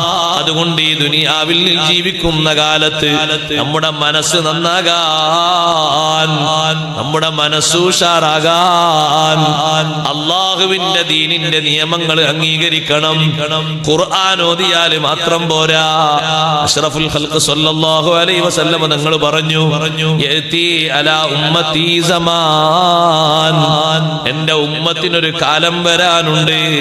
യതഅല്ലമൂനൽ ഖുർആൻ, അവർ ഖുർആനൊക്കെ നന്നായി ഓതാൻ പഠിക്കും. വയഹ്ഫദൂന ഹുറൂഫഹു, അതിന്റെ ഹർഫുകളൊക്കെ ശ്രദ്ധിച്ച് അവർ ഓതും. വയുളയ്യൂന ഹുദൂദഹു, ഖുർആനിന്റെ ഒരു നിയമം പറഞ്ഞാൽ, ഖുർആനിന്റെ ഒരു ഹുക്മ പറഞ്ഞാൽ അതവർ കയ്യൊഴിച്ച് കളയും, അത് സ്വീകരിക്കൂല. ഖുർആൻ ഓതാൻ അറിയും എന്നെന്നും ഓരോ സൂറത്തും ആയത്തുമായിട്ട് അവർ ഓതും. ആ ആയത്തിലും സൂറത്തിലും പറഞ്ഞിരിക്കുന്ന വിധിവിലക്കുകളില്ലേ, അത് അംഗീകരിക്കാൻ അവരെ മനസ്ഥിതി വരൂല. ഫവൈലുൽ ലഹും മിമ്മാ ഹഫിദൂ വവൈലുൽ ലഹും മിമ്മാ ളയ്യഊ, അവർ കാണാതെ പഠിച്ച കാര്യം അവർക്ക് നാശമാണ്, അവർ കയ്യൊഴിച്ച കാര്യവും അവർക്ക് നാശമാണ്. ഖുർആൻ പറയുന്ന കാര്യങ്ങൾ നമ്മളങ്ങനെ ഓതുന്നു, നമ്മളങ്ങനെ വാള് കേൾക്കുന്നു പോരാ. മനസ്സ് ഉണർന്നിട്ട് മനസ്സിന്റെ ഗഫ്ലത്ത് മാറ്റിയിട്ട് നല്ല ബോധമുള്ള മനസ്സോടെ കേട്ട് ചിന്തിച്ച് നന്നാകണം. അള്ളാഹു നമ്മുടെ സദസ് അവൻ സ്വീകരിക്കുന്ന സദസ്സാക്കി തരട്ടെ. ഗഫ്ലത്തിനെ തൊട്ട് നമ്മുടെ ഖൽബിനെ അള്ളാഹു കാത്തുരക്ഷിക്കട്ടെ. ഹദീസിൽ കാണാം, സാധാരണ മനുഷ്യന്മാർക്ക് മുഅ്മിനീങ്ങൾക്ക് ഗഫ്ലത്ത് ബാധിക്കുന്നത് 3 കാര്യങ്ങളിലാണെന്ന് ഹബീബ് റസൂലുള്ളാഹി സ്വല്ലല്ലാഹു അലൈഹി വസല്ലം. അൽ ഗഫ്ലത്തു ഫീ സലാസ്, മനസ്സിനെ അശ്രദ്ധ പിടികൂടുന്നത്, മനസ്സിനൊരു ഉറക്കം തൂങ്ങുന്ന അവസ്ഥ വരുന്നത്, ഉണർവ് നഷ്ടപ്പെടുന്നത് 3 വിഷയങ്ങളിലാണ്. ഒന്ന്, അൽ ഗഫ്ലത്തു അൻ ദിക്രില്ലാഹി അസ്സ വജൽ, അല്ലാഹുവിന്റെ ദിക്റിൽ നിന്ന് അശ്രദ്ധ. ആകപ്പാട് ഒരു സമയത്തുള്ള ദിക്ർ മതിയോ? ഭക്ഷണം കഴിക്കുമ്പോൾ ഒരു ബിസ്മില്ലാഹി കഴിച്ചു കഴിഞ്ഞാൽ അൽഹംദുലില്ലാഹ്. ബാക്കി ജീവിതത്തിൽ തരുന്നതൊക്കെ അനുഗ്രഹങ്ങളല്ലേ, അതിനൊക്കെ ദിക്റില്ലേ? ഉണ്ട്. പക്ഷേ ദിക്ർ കാര്യമായി ശ്രദ്ധിക്കുന്നില്ല എന്ന് മാത്രമല്ല. നിങ്ങൾ നോക്ക്, ഇപ്പൊ നിസ്കരിക്കുന്ന ആൾക്കാരെ തന്നെ കാണാം, ഫാത്തിഹ ഓതിക്കഴിഞ്ഞ് സമിഅല്ലാഹു ലിമൻ ഹമിദ എന്നൊക്കെ ഈത്തിദാലൊക്കെ പറയുമ്പോ റുക്കുവൊക്കെ പറയുമ്പോ അവര് വാ തുറക്കുന്നില്ല. അങ്ങനെ സമിഅല്ലാഹു ലിമൻ ഹമിദ. നിസ്കാരം സ്വയ്യാകും വെച്ചാൽ സ്വയ്യാകും, പക്ഷെ ഈ ദിക്റില്ലേ, ചൊല്ലേണ്ട ദിക്ർ വരുന്നില്ല. സുജൂദിലെത്തിയിട്ട് ചൊല്ലേണ്ട ദിക്ർ വരുന്നില്ല. ആകെ 2 എണ്ണം ചൊല്ലും, ഫാത്തിഹയും ഒരു അത്തഹിയ്യാത്തും. ബാക്കിയുള്ള ഒന്നുമില്ല. വജ്ജഹത്ത് പിന്നെ തീരെയില്ല. അതൊക്കെ ഒഴിവാക്കി അല്ലാഹുവിന്റെ ദിക്റിൽ നിന്ന് അശ്രദ്ധ. മലമൂത്ര വിസർജനം നിർവഹിക്കാൻ പോകുന്ന സമയത്ത് ചൊല്ലുന്ന ദിക്ർ, ശേഷമുള്ള ദിക്ർ, വീട്ടിലേക്ക് പ്രവേശിക്കുമ്പോ, വീട്ടിൽ നിന്ന് ഇറങ്ങുമ്പോ, എല്ലാ സമയങ്ങളിലും സുന്നത്താക്കപ്പെട്ട ദിക്റുകളുണ്ട്. ഞാൻ ഓരോന്നും എണ്ണി പറയുന്നില്ല, പക്ഷേ അശ്രദ്ധയാണ്. നമ്മുടെ ഇടയിൽ വെച്ചൊരാൾ അൽഹംദുലില്ലാ എന്ന് പറഞ്ഞാൽ യർഹമുക്കല്ലാഹ് എന്ന് പറയാൻ തന്നെ ആളുകൾക്ക് മടിയാണ്. നല്ല ഉത്തരം കിട്ടുന്നൊരു സന്ദർഭമാണത്. തുമ്മിയിട്ടൊരാൾ അൽഹംദുലില്ലാ എന്ന് പറഞ്ഞാൽ അപ്പുറത്തൊരാൾ പറഞ്ഞിട്ടില്ലെങ്കിൽ ഇപ്പുറത്തൊരാൾ ഓർമ്മപ്പെടുത്തി കൊടുക്കണം എന്നാണ് അൽഹംദുലില്ലാ മറ്റേക്ക് പറയാൻ വേണ്ടിയിട്ട്. ഒരേലെ ചെറിയ കുട്ടികളൊന്നും അൽഹംദുലില്ലാ പഠിക്കാത്ത കുട്ടികൾ തുമ്മുമ്പോ നമ്മൾ ചൊല്ലും, ബാപ്പാരും ഉമ്മാരും ചൊല്ലും അൽഹംദുലില്ലാ. ചൊല്ലാനൊക്കെ അറിയുന്ന ഒരാൾ മറന്നുപോയാൽ ഓർമ്മപ്പെടുത്തി കൊടുക്കണം അൽഹംദുലില്ലാ. അപ്പൊ അയാൾ ചൊല്ലും അൽഹംദുലില്ലാ. ആ അൽഹംദുലില്ലക്ക് യർഹമുക്കല്ലാഹ് ഒരു ദിക്ർ, ഒരു ദുആ, നല്ല ഉത്തരം കിട്ടുന്ന ദുആയാണ്. ആ സന്ദർഭം മുതലാക്കിയാൽ അള്ളാഹു നൽകിയൊരു മഹത്തായ അനുഗ്രഹം ആലോചിച്ചു നോക്കൂ. നമ്മുടെ ശ്വാസം ഇപ്പോൾ നേർക്ക് നേരെ വീണത് അള്ളാഹു തിരിച്ചു തന്നത് കൊണ്ടാണ്, നമ്മളെ ഒരു കഴിവും കൊണ്ടല്ല. നമ്മുടെ ആരുടെയും കഴിവതിന്റെ പിന്നിലില്ല. തുമ്മിയിട്ട് എനിക്ക് ശ്വാസം നേരെ കിട്ടിയത് എന്റെ കഴിവ് കൊണ്ടാണോ? അല്ല. എന്റെ ബാപ്പയുടെ കഴിവ് കൊണ്ടാണോ? അല്ല. ഏതെങ്കിലും ഒരു വൈദ്യന്റെ കഴിവ് കൊണ്ടാണോ? അല്ല. അള്ളാഹു അനുഗ്രഹിച്ചു തന്ന ഒരേ ഒരു കഴിവ് കൊണ്ടാണ് അത് ലഭിക്കുന്നത്. അതിന് അള്ളാഹുവിനെ എത്ര സ്തുതി പറഞ്ഞാലും മതിയാകൂല. അൽഹംദുലില്ലാഹ്. ഒരാൾ ഒരു പ്രാവശ്യം തുമ്മുന്ന സമയത്ത് അയാളെ ശരീരത്തിന്റെ വിവിധ ഭാഗങ്ങളിലുള്ള കേടുകളൊക്കെ നീങ്ങുകയാണ്, അസ്വസ്ഥതകൾ മാറുകയാണ്, ക്ഷീണം മാറുകയാണ്. അഥവാ അയാൾക്ക് എന്തെങ്കിലുമൊക്കെ തലവേദനയോ പല്ലുവേദനയോ മറ്റോ ഒക്കെ ഉണ്ടെങ്കിൽ അതിന് വരെ ആശ്വാസം ലഭിക്കുകയാണ്. ഒരു ഗുളികയും മരുന്നും കുടിക്കാതെ ഇത്രയും നല്ലൊരു മരുന്ന് തന്ന അള്ളാഹുവിന് എത്രമാത്രം വലിയ സ്തുതി പറയണം. അൽഹംദുലില്ലാ മറക്കാൻ പറ്റുമോ? യർഹമുക്കല്ലാഹ് വിടാൻ പറ്റുമോ? അതുകൊണ്ടല്ലേ നബി സല്ലല്ലാഹു അലൈഹി വസല്ലം തങ്ങളുടെ അടുത്ത് ജൂതന്മാർ തങ്ങളെടുത്ത് വന്ന് ദുആ കിട്ടാൻ വേണ്ടിയിട്ട് തുമ്മിയിട്ട് അൽഹംദുലില്ലാ എന്ന് പറയും. എന്ത് ദുആ കിട്ടാൻ? യർഹമുക്കല്ലാഹ് കിട്ടാൻ. തങ്ങൾ ഉടനെ ദുആ കൊടുക്കും, യഹ്ദിക്കുമുല്ലാഹ്, അല്ലാഹ് നിങ്ങൾക്ക് ഹിദായത്ത് തരട്ടെ. അതാണ് നിങ്ങൾക്ക് ഏറ്റവും തോനെ കിട്ടേണ്ടത്. യർഹമുക്കല്ലാഹ് എന്ന് ദുആ കിട്ടാനാണ് അവര് വന്ന് തുമ്മിയിട്ട് അൽഹംദുലില്ലാ എന്ന് പറയുന്നത്. അപ്പൊ തങ്ങൾ പറയും യഹ്ദിക്കുമുല്ലാഹ്, അല്ലാഹ് നിങ്ങൾക്ക് ഹിദായത്ത് തരട്ടെ. നിങ്ങൾക്ക് അതാ വേണ്ടത്. നിങ്ങൾക്ക് ആയുരാരോഗ്യ സുഖത്തെക്കാളും കൂടുതൽ നിങ്ങൾക്ക് വേണ്ടത് ഈമാനാണ്, ഹിദായത്താണ്. പക്ഷേ ആ ഒരു ദുആഇന് വലിയ മഹത്വമുണ്ട്. അതുകൊണ്ടാണല്ലോ നിസ്കാരത്തിൽ ഒരാളങ്ങനെ തുമ്മിയാൽ, ഫാത്തിഹ ഓതുന്ന സമയത്താണെങ്കിൽ അൽഹംദുലില്ലാ എന്ന് പറഞ്ഞാൽ ഫാത്തിഹന്റെ മുവാലാത്ത് മുറിയും. സൂറത്ത് ഓതുന്ന സമയത്താണെങ്കിൽ തുമ്മിയിട്ട് അൽഹംദുലില്ലാ എന്ന് പറയാം. ഫാത്തിഹ കഴിഞ്ഞിട്ടും അൽഹംദുലില്ലാ എന്ന് ഫാത്തിഹന്റെ ഇടയിൽ വെച്ച് തുമ്മിയ അൽഹംദുലില്ലാ സ്തുതിക്ക് പറയണം. തുമ്മിയതിന് ഫാത്തിഹന്റെ ഇടയിൽ, തുമ്മിയതിന് ഫാത്തിഹ കഴിഞ്ഞിട്ട് അൽഹംദുലില്ലാ എന്ന് പറയണം. അത് കേൾക്കുന്ന ഒരാള് തിരിച്ച് ദുആ ചെയ്യണം. യർഹമുക്കല്ലാഹ് എന്ന് ഡയറക്റ്റ് ആയി ദുആ ചെയ്യരുത്. അത് നിസ്കാരം ബാത്തിലാകാനുള്ള വഴിയാകും. പക്ഷേ യർഹമുഹുല്ലാഹ്, അദ്ദേഹത്തിന് അല്ലാഹു റഹ്മത്ത് ചെയ്യട്ടെ എന്ന നിലക്കൊരു ദുആ നടത്തണം. ആ അൽഹംദുലില്ലാ പറഞ്ഞിട്ട് യർഹമുക്കല്ലാഹ് എന്ന് തിരിച്ച് ദുആ പറയുമ്പോ ആ ദുആഇന് അല്ലാഹു വലിയ സ്വീകാര്യത നൽകുന്നുണ്ട്. അതുകൊണ്ടല്ലേ മനസ്സ് നല്ല ഉണർന്ന മഹാന്മാർ ഒരു യർഹമുക്കല്ലാഹ് വിടൂല. നിങ്ങൾ കേട്ടിട്ടില്ലേ വലിയ പണ്ഡിതനായ ഇമാം അബൂ ദാവൂദ് റളിയല്ലാഹു അൻഹു, അവരെ കിതാബ് ഇന്നും ആലിമീങ്ങളും മുത്തഅല്ലിമീങ്ങളൊക്കെ ഓതുന്ന കിതാബാണ്. സുനനു അബീ ദാവൂദ് എന്ന കിതാബടക്കം ധാരാളം കിതാബുകളുണ്ട്.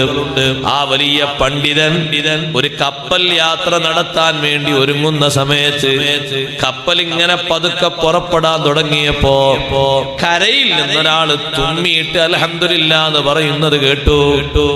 യർഹമുക്കല്ലാഹ് അയാൾ കേൾക്കുന്ന രൂപത്തിൽ പോയി പറയണ്ടേ? കപ്പലിന്റെ ഉള്ളിൽ വെച്ച് പറഞ്ഞാൽ കരയിൽ നിൽക്കുന്ന ആള് കേൾക്കൂല. അതുകൊണ്ടൊരു കാര്യം ചെയ്യാം, ഒരു ചെറിയ ബോട്ട്, ഒരു തോണി വാടകയ്ക്ക് വിളിച്ചു, 1-2 ദിർഹം കൊടുത്തിട്ട്.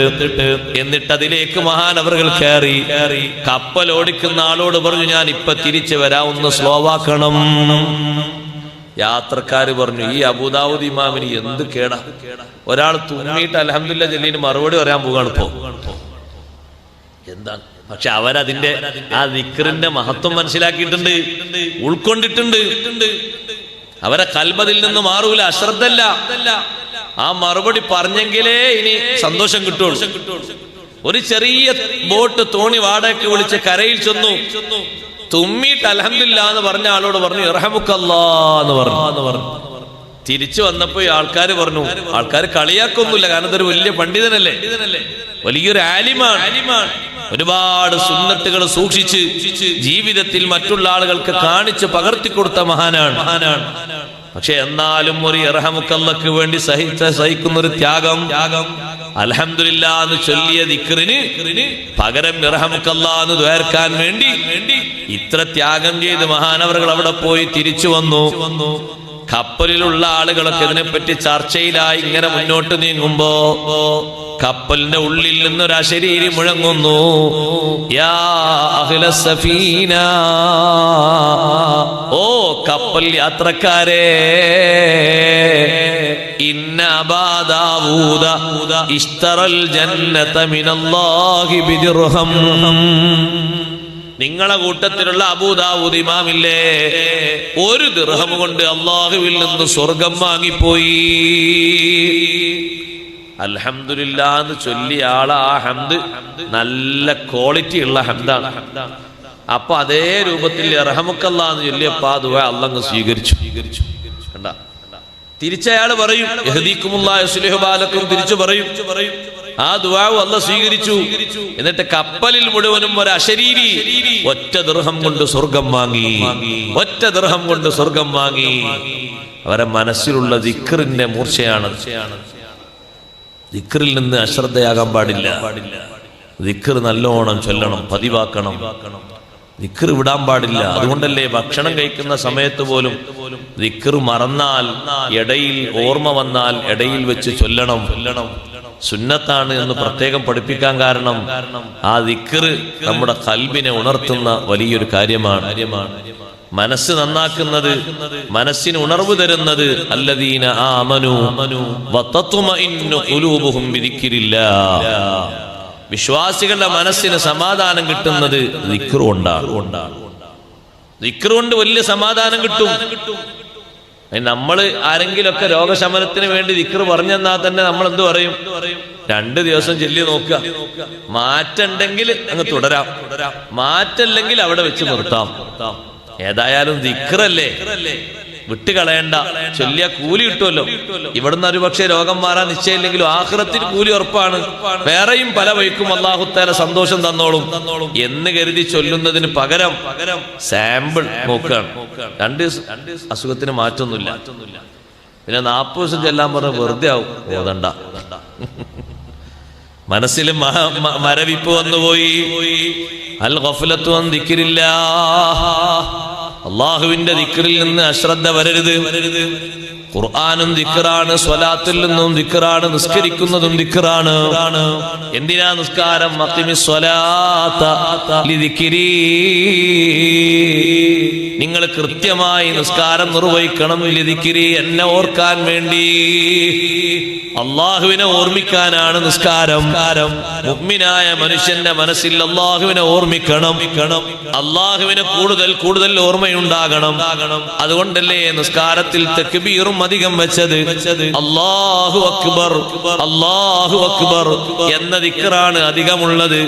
സമിഅല്ലാഹു ലിമൻ ഹമിദ മാറ്റിക്കഴിഞ്ഞാൽ ബാക്കി എല്ലാ തലങ്ങളിലും അല്ലാഹു അക്ബറാണ്.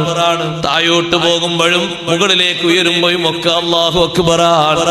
അള്ളാഹുവിനെ കൂടുതൽ മനസ്സിൽ ഓർമ്മയുണ്ടാകാനാണ്.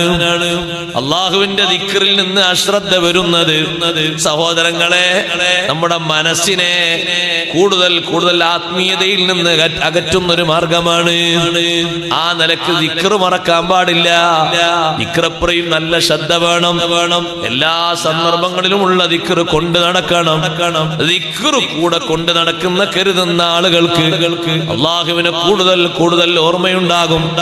എല്ലാ ഘട്ടങ്ങളിലും പടച്ച റബ്ബിനെ ഓർമ്മയുണ്ടാകും. ദിക്ർ മറക്കാൻ പാടില്ല. അഷ്റഫുൽ ഖൽഖ് റസൂലുള്ളാഹി സ്വല്ലല്ലാഹു അലൈഹി വസല്ലം തങ്ങളെ ഓർമ്മ വല്ലാത്ത ഓർമ്മയാണ്.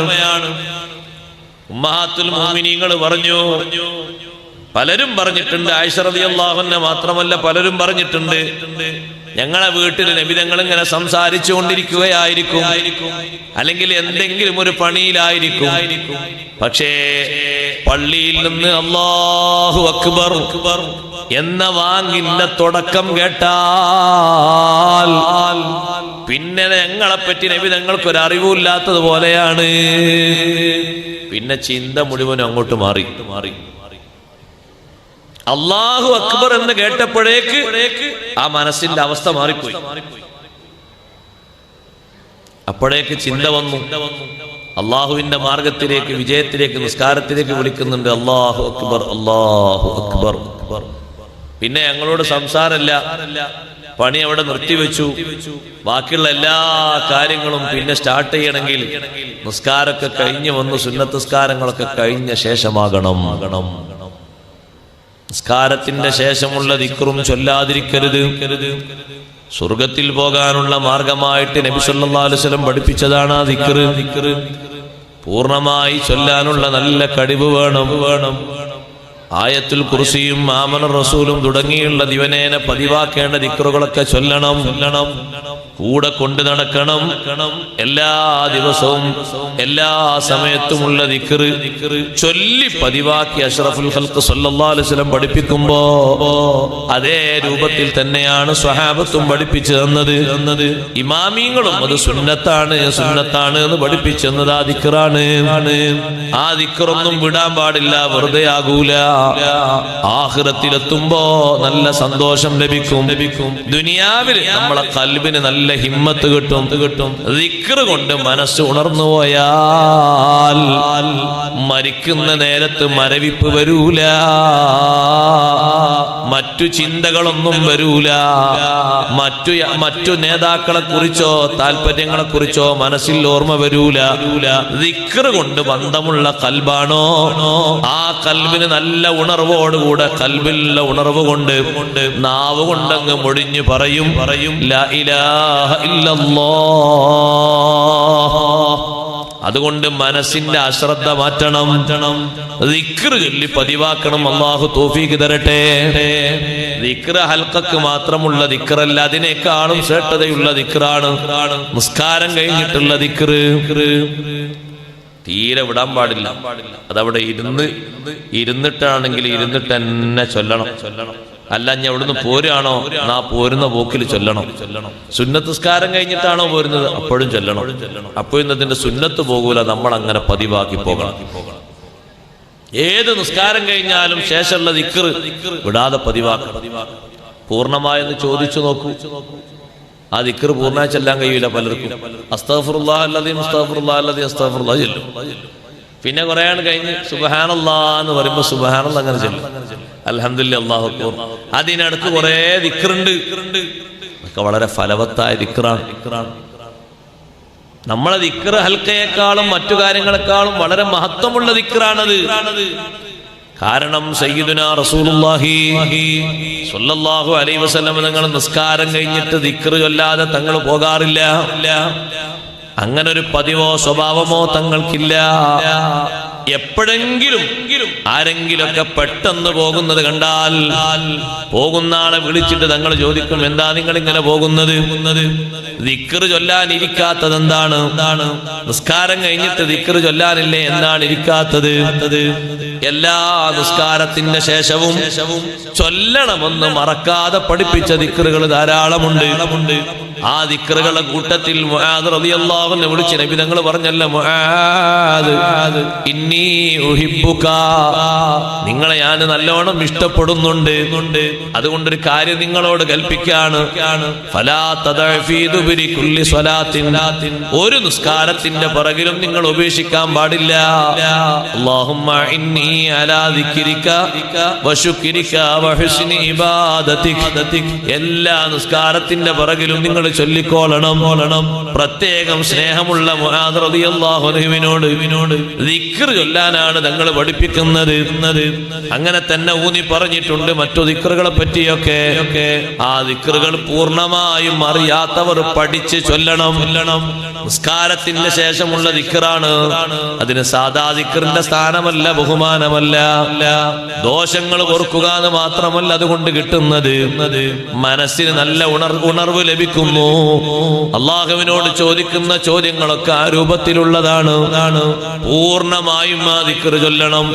അല്ലാഹുമ്മ അൻതസ്സലാം വമിൻകസ്സലാം ഹയ്യിനാ റബ്ബനാ ബിസ്സലാം വഅദ്ഖിൽനാ ദാറസ്സലാം തബാറക റബ്ബനാ വതആലൈത യാ ദൽ ജലാലി വൽ ഇക്റാം. اللهم لا مانع لما أعطيت ولا معطي لما منعت ولا راد لما قضيت ولا مبدل لما حكمت ولا ينفع ذا الجد منك الجد ولا حول ولا قوة إلا بالله العلي العظيم. لا إله إلا الله ولا نعبد إلا إياه له النعمة وله الفضل وله الثناء الحسن. لا إله إلا الله مخلصين له الدين ولو كره الكافرون. اللهم إني على ذكرك وشكرك وحسن عبادتك. പിന്നെ ആയത്തുൽ കുർസിയും പിന്നെ ശേഷമുള്ള 33 ദിക്റും പിന്നെ ഒരു ലാ ഇലാഹ ഇല്ലല്ലാഹു വഹ്ദഹു ലാ ശരീക ലഹു, പിന്നെ 10 പ്രാവശ്യം ലാ ഇലാഹ ഇല്ലല്ലാഹ്. ഈ പറഞ്ഞ പൂർണ്ണ ദിക്ർ ചൊല്ലണം എല്ലാ നിസ്കാരത്തിന്റെ ശേഷം. അത് മറക്കാൻ പാടില്ല. അപ്പോഴാണ് നമ്മളെ കൽബ് നന്നാകുക. ദിക്ർ കൊണ്ട് കൽബിന് ഹയാത്ത് കിട്ടണം. കൽബിന്റെ ഉണർവ് ദിക്ർ കൊണ്ടാണെന്ന് അള്ളാഹു പറയുമ്പോ ദിക്ർ ഹൽക്കൊക്കെ മാത്രം കാത്തു നിൽക്കരുത്. അങ്ങനെ കാത്തുക്കോ ആൾക്കാർ. മാസത്തിൽ ദിക്ർ ഹൽക്ക് ഉണ്ടാകട്ടെ, അല്ലെങ്കിൽ ആഴ്ചയിൽ ഒരു ദിക്ർ സ്വലാത്ത് ഉണ്ടാകട്ടെ. അല്ല, എല്ലാ ദിവസവും എല്ലാ സന്ദർഭങ്ങളിലും ദിക്ർ കൊണ്ട് കൽബിനെ ഉണർത്തണം. അതിലേറ്റവും പ്രധാനപ്പെട്ട സന്ദർഭമാണ് നിസ്കാരാനന്തരമുള്ള ദിക്റുകൾ. വിടാതെ ചൊല്ലണം, എപ്പോഴും അത് ചൊല്ലണം. ഫൈദാ ഖളൈതുമുസ് സ്വലാത്ത ഫദ്കുറുല്ലാഹ ഖിയാമൻ വഖുഊദൻ വഅലാ ജുനൂബികും. നിസ്കാരം നിർവഹിച്ചു കഴിഞ്ഞാൽ നിങ്ങൾ ദിക്ർ ചൊല്ലണമെന്ന് അല്ലാഹു പറഞ്ഞു. നിന്നിട്ടാണെങ്കിൽ നിന്നിട്ട്, ഇരുന്നിട്ടാണെങ്കിൽ ഇരുന്നിട്ട്, അല്ല നിങ്ങൾ ഒരു ഭാഗത്തേക്ക് വിശ്രമിക്കാൻ കിടക്കുകയാണെങ്കിൽ അങ്ങനെ. അല്ലദീന യദ്കുറൂനല്ലാഹ ഖിയാമൻ വഖുഊദൻ വഅലാ ജുനൂബിഹിം. ഏത് അവസ്ഥയിലാണെങ്കിലും ദിക്ർ ചൊല്ലുന്ന മഹാന്മാർ അവരെ മനസ്സിൽ ദിക്റിന്റെ വലിയ ആത്മീയതയുണ്ട്. അതുകൊണ്ട് ദിക്ർ വിടാൻ പാടില്ല. ദിക്ർ കൊണ്ട് നമ്മുടെ കൽബൊക്കെ അള്ളാഹു നന്നാക്കി തരട്ടെ. മനസ്സമാധാനം കിട്ടുന്നതിന് നല്ല മാർഗമാണ് ദിക്ർ. പലപ്പോഴും ചിന്തിക്കുമ്പോൾ ഒരുപാട് വ്യതകളില്ലേ. അങ്ങനെ ചിന്തിക്കുമ്പോൾ ഒരു വിഷമം, ഇങ്ങനെ ചിന്തിക്കുമ്പോൾ ഒരു വിഷമം, അങ്ങനെ ചിന്തിക്കുമ്പോൾ ഒരു പ്രയാസം. പ്രയാസങ്ങൾക്ക് വലിയൊരു പരിഹാരമാണ് ദിക്ർ. ദിക്ർ പതിവാക്കിയാൽ അള്ളാഹു നല്ല എളുപ്പം തരും. എല്ലാ കാര്യങ്ങളിലും അള്ളാഹു എളുപ്പം തരും. ബഹുമാനപ്പെട്ട ഖലീലുല്ലാഹി ഇബ്രാഹിം അലൈഹിസ്സലാത്തു വസ്സലാം അഗ്നികുണ്ഡത്തിലേക്ക് വലിച്ചെറിയപ്പെട്ടപ്പോൾ ജിബ്രീൽ അലൈഹിസ്സലാം വന്നിട്ട് പറഞ്ഞു, ഇബ്രാഹിം നബിയെ, അള്ളാഹുവിനോട് വല്ലതും പറയാനുണ്ടോ? ഇബ്രാഹിം നബി അലൈഹിസ്സലാം പറഞ്ഞു, എന്ത് പറയാൻ? മാരിഫത്തുഹു ഹാലി യുഗ്നീനി അൻ സുആലി. എന്റെ അവസ്ഥ അള്ളാഹുവിന് നന്നായി അറിയൂലേ? എന്റെ സാഹചര്യം അല്ലാഹു തആലാക്ക് അറിയൂലേ? ഞാൻ വിശ്വാസത്തിൽ നിന്ന് മാറിയിട്ടൊന്നുമില്ലല്ലോ, അതുകൊണ്ട് എനിക്കൊന്നും ചോദിക്കാനില്ല. എന്റെ വല്ല സഹായം വേണോ? നിങ്ങളൊരു സഹായം വേണ്ട. ജിബ്രീൽ അലൈഹിസ്സലാം വന്നിട്ടാ ചോദിക്കുന്നത്, എന്റെ വല്ല സഹായം വേണ്ടോ? നിങ്ങളൊരു സഹായം വേണ്ട. എന്താ ഇനി പകരത്തിന് പകരം? ഹസ്ബുനല്ലാഹു വ നിഅമൽ വകീൽ. ഇബ്രാഹിം നബി അലൈഹി സ്വലാമിനോട് ചോദിച്ചു, ദുനിയാവിൽ കഴിഞ്ഞ ജീവിതത്തിൽ ഏറ്റവും നല്ല സുഖമുള്ള ജീവിതം എപ്പോഴാണ്? ഇബ്രാഹിം നബി അലൈഹി സ്വലാം പറഞ്ഞു, ആ തീയിൽ കടന്നൊരു 50 ദിവസമല്ലേ, അതാണ് ഏറ്റവും നല്ല സുഖമുള്ള ജീവിതം. അത്ര നല്ല ദിക്ർ ചൊല്ലി ഒരു ദിവസം വേറല്ല. ആ തീയിന്റെ ഉള്ളില് എയർ കണ്ടീഷനില് സ്വർഗത്തിലെ ഭക്ഷണം കഴിച്ച് സ്വർഗത്തിലെ വെള്ളം കുടിച്ച് ഞാൻ അങ്ങനെ ചൊല്ലി ഹസ്ബുനല്ലാഹു വ നിഅമൽ വകീൽ, ഹസ്ബുനല്ലാഹു വ നിഅമൽ വകീൽ അല്ലേ? സ്വഹാബിമാരെ രണ്ടാമതും വിളിച്ചു. ഒരു ബദർ കഴിഞ്ഞു, ഉഹദ് കഴിഞ്ഞ് പരിക്ക് പറ്റിയ ആളുകളെ അബൂ സുഫിയാന്റെ നേതൃത്വത്തിൽ രണ്ടാമതും പോരാട്ടത്തിനുണ്ടോ എന്ന് പറഞ്ഞ് വിളിച്ചു. ഉഹദിൽ 70 ചില്ലാനം സഹാബത്തിന് പരിക്ക് പറ്റിയിട്ടുണ്ട്. ചിലരെ കൈവിരലൊക്കെ അറുത്തുപോയിട്ടുണ്ട്. കാൽമുട്ടിന്റെ ഭാഗത്തുള്ള എല്ല് പൊട്ടിയിട്ടുണ്ട്. പല ഭാഗത്തും കെട്ടുകളായിട്ട് ചികിത്സിച്ച് വീട്ടിൽ കിടക്കുന്ന സ്വഹാബത്തിനെ ഒരു പോരാട്ടത്തിനുണ്ടോ എന്ന് പറഞ്ഞു വിളിച്ചപ്പോ അവരാർജവത്തോടെ എഴുന്നേറ്റ് നിന്നിട്ട് പറഞ്ഞു, നമുക്ക് വിഷമൊന്നുമില്ല, ഹസ്ബുനല്ലാഹു വ നിഅമൽ വകീൽ. ഈമാനിന്റെ തുടിക്കുന്ന പ്രസരിപ്പോടെ ദിക്ർ ചൊല്ലിയിട്ട് സധൈര്യം മുന്നോട്ട് നീങ്ങി.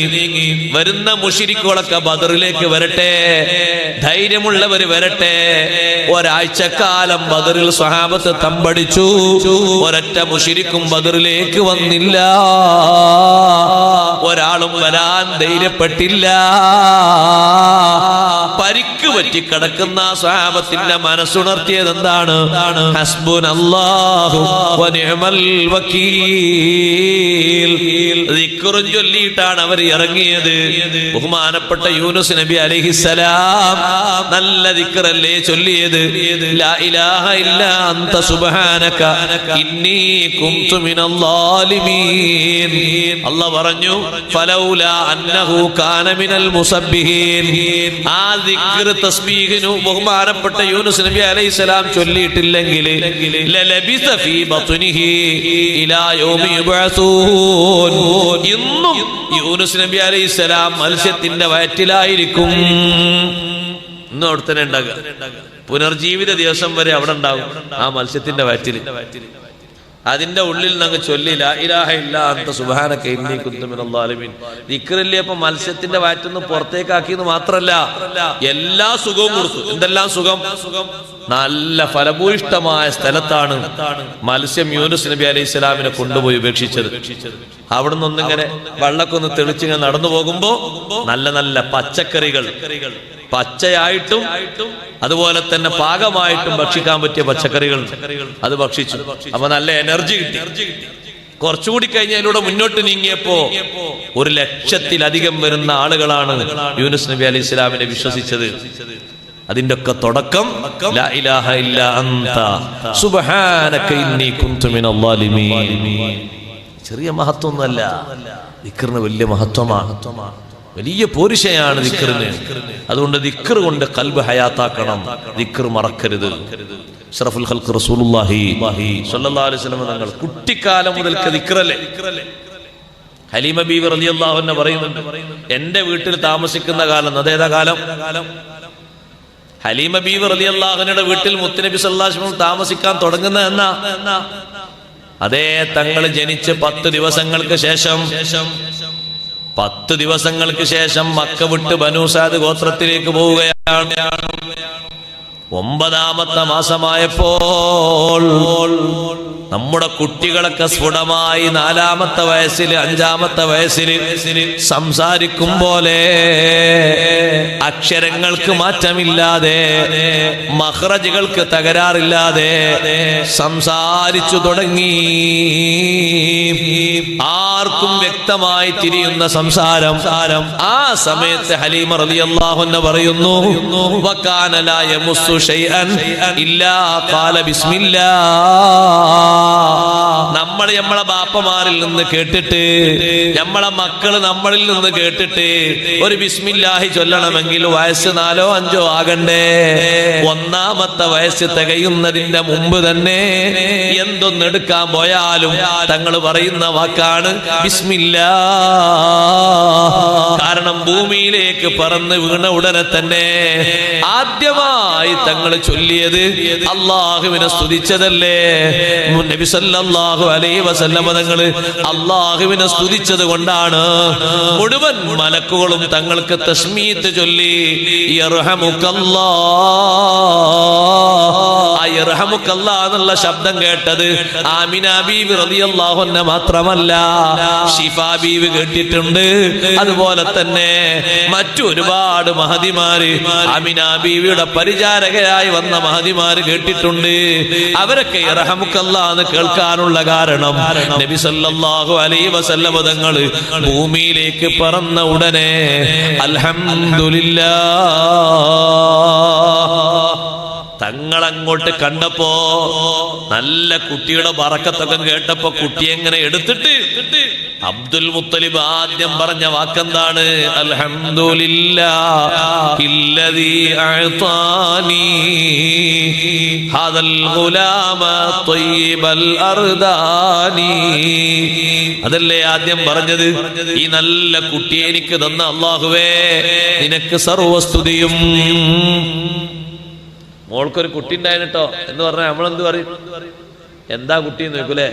കുട്ടി ഉണ്ടായി, കുട്ടി ജനിച്ചു എന്ന് കേൾക്കുമ്പോഴേക്ക് പറയണം അൽഹംദുലില്ലാഹ്. നമ്മൾ എന്താന്ന് ചോദിക്കും? പെൺകുട്ടി. പെൺകുട്ടിയാ? ശരി. അപ്പൊ ആദ്യത്തതോ? അതും പെണ്ണ, ഇതും പെണ്ണ. കഴിഞ്ഞു. ഹംദുലില്ലാഹ്, സ്വലാത്തുല്ല, ദിക്റുല്ല. നമ്മൾ അന്വേഷണം കഴിഞ്ഞു. കേട്ട പാടന്നെ പറയണം അൽഹംദുലില്ലാഹ്. അല്ലാഹു തആല ഒരു കുട്ടിയെയും കൂടി ഉമ്മത്തിൽ കാണാനുള്ള തൗഫീഖ് തന്നല്ലോ, അൽഹംദുലില്ലാഹ്. എത്ര വലിയ സന്തോഷമാണ്. അബ്ദുൽ മുത്തലിബ് കുട്ടിനെ അങ്ങോട്ട് കണ്ട പാടനെ ഇങ്ങനെ എടുത്ത് കയ്യിലേക്ക് പിടിച്ചിട്ട് അങ്ങോട്ട് പറഞ്ഞു അൽഹംദുലില്ലാഹ് അല്ലദീ അഅതാനി ഹദൽ ഗുലാമ ത്വയ്യിബൽ അർദാനി. ഈ നല്ല സന്തോഷവാനായ പരിശുദ്ധനായ ഈ കുട്ടിയെ തന്ന അല്ലാഹുവേ നിനക്ക് സർവസ്തുതിയും സർവസ്തുതിയും. ആദ്യം അൽഹംദുലില്ലാഹ് എന്നല്ലേ ചൊല്ലിയത്? അബുൽ ബഷർ ആദം അലൈഹിസ്സലാത്തു വസ്സലാം പറഞ്ഞ ആദ്യത്തെ വാക്കു അതന്നല്ലേ? ആദം നബി അല്ലാഹു തആല റൂഹിനെ നിക്ഷേപിച്ചപ്പോ ആദം നബി ഒന്ന് തുമ്മിയിട്ട് പറഞ്ഞു അൽഹംദുലില്ലാഹ് എന്ന് പറഞ്ഞു. കേട്ട മലക്കുകളൊക്കെ പറഞ്ഞു യർഹമുക്കല്ലാഹ് എന്ന് പറഞ്ഞു. അങ്ങനെ അതേ വാചകം തന്നെയാണ് നബി സല്ലല്ലാഹു അലൈഹി വസല്ലം പറഞ്ഞത്, അൽഹംദുലില്ലാഹ് എന്നുള്ള വാക്ക്. ആ ഹംദ് എത്ര അധികരിപ്പിക്കണമെന്ന് ആലോചിച്ചു. എത്ര തവണ ചൊല്ലണം? ഇന്ന് രാവിലെ നമ്മളൊക്കെ എണീറ്റില്ലേ? അസ്വസ്ഥതകളൊക്കെ മാറി ഹംദ് ചൊല്ലിയ ആൾക്കാരൊന്ന് പരിശോധനയ്ക്ക് വിധേയമാക്കിയാൽ വളരെ കുറവുണ്ടാകുള്ളൂ. നമ്മൾ എവിടുന്ന് എണീറ്റ് വരുന്നറിയോ? നല്ല ബെഡിൽ നിന്ന്. ആ ബെഡിന്റെ താഴെയുള്ള കട്ടിലിന് എത്ര വില എന്നറിയോ? ചുരുങ്ങിയത് ചെറിയ വില പറയാം 25,000. ചെറുതായിട്ട് പറയണത്, വലുതല്ല. വലുത് ഞാൻ അങ്ങോട്ട് കൂടും, 50,000 1.5 ലക്ഷം അങ്ങോട്ട് പോകും. ചെറുത് ഏറ്റവും സിമ്പിൾ പറയാം 25,000. അതിന്റെ മേലെയുള്ള മെത്ത, ആ മെത്തക്കുണ്ട് ഒരു 10-15,000. ചെറുതാണ്, വലിയ കണക്കല്ലേ. വലിയ കണക്കിനാകുമ്പോ 50 അപ്പുറം പോകും. ചെറുത്. ആ റൂമിൽ എല്ലാ സൗകര്യങ്ങളും ഉണ്ട്. എല്ലാത്തരം ചൂടൊന്നും ഏൽക്കാതെ നല്ല തണുത്ത കാറ്റോ കിട്ടി കുളിരൊക്കെ പെയ്ത് എണീറ്റ് വരാണ്. നമ്മൾ എണീറ്റ് വരുമ്പോ എന്താ അൽഹംദുലില്ലാഹ് അങ്ങനെ കുറെ ഒച്ച, കുറെ ശബ്ദകോശങ്ങള് ഉറക്കെ കേൾക്കുന്ന രൂപത്തിൽ പറയണം. ഈ തന്ന അനുഗ്രഹം ചെറുതല്ല. ക്ഷീണം മാറി, ആരോഗ്യം ഇഷ്ടം പോലെ അള്ളാഹു തിരിച്ചു നൽകി.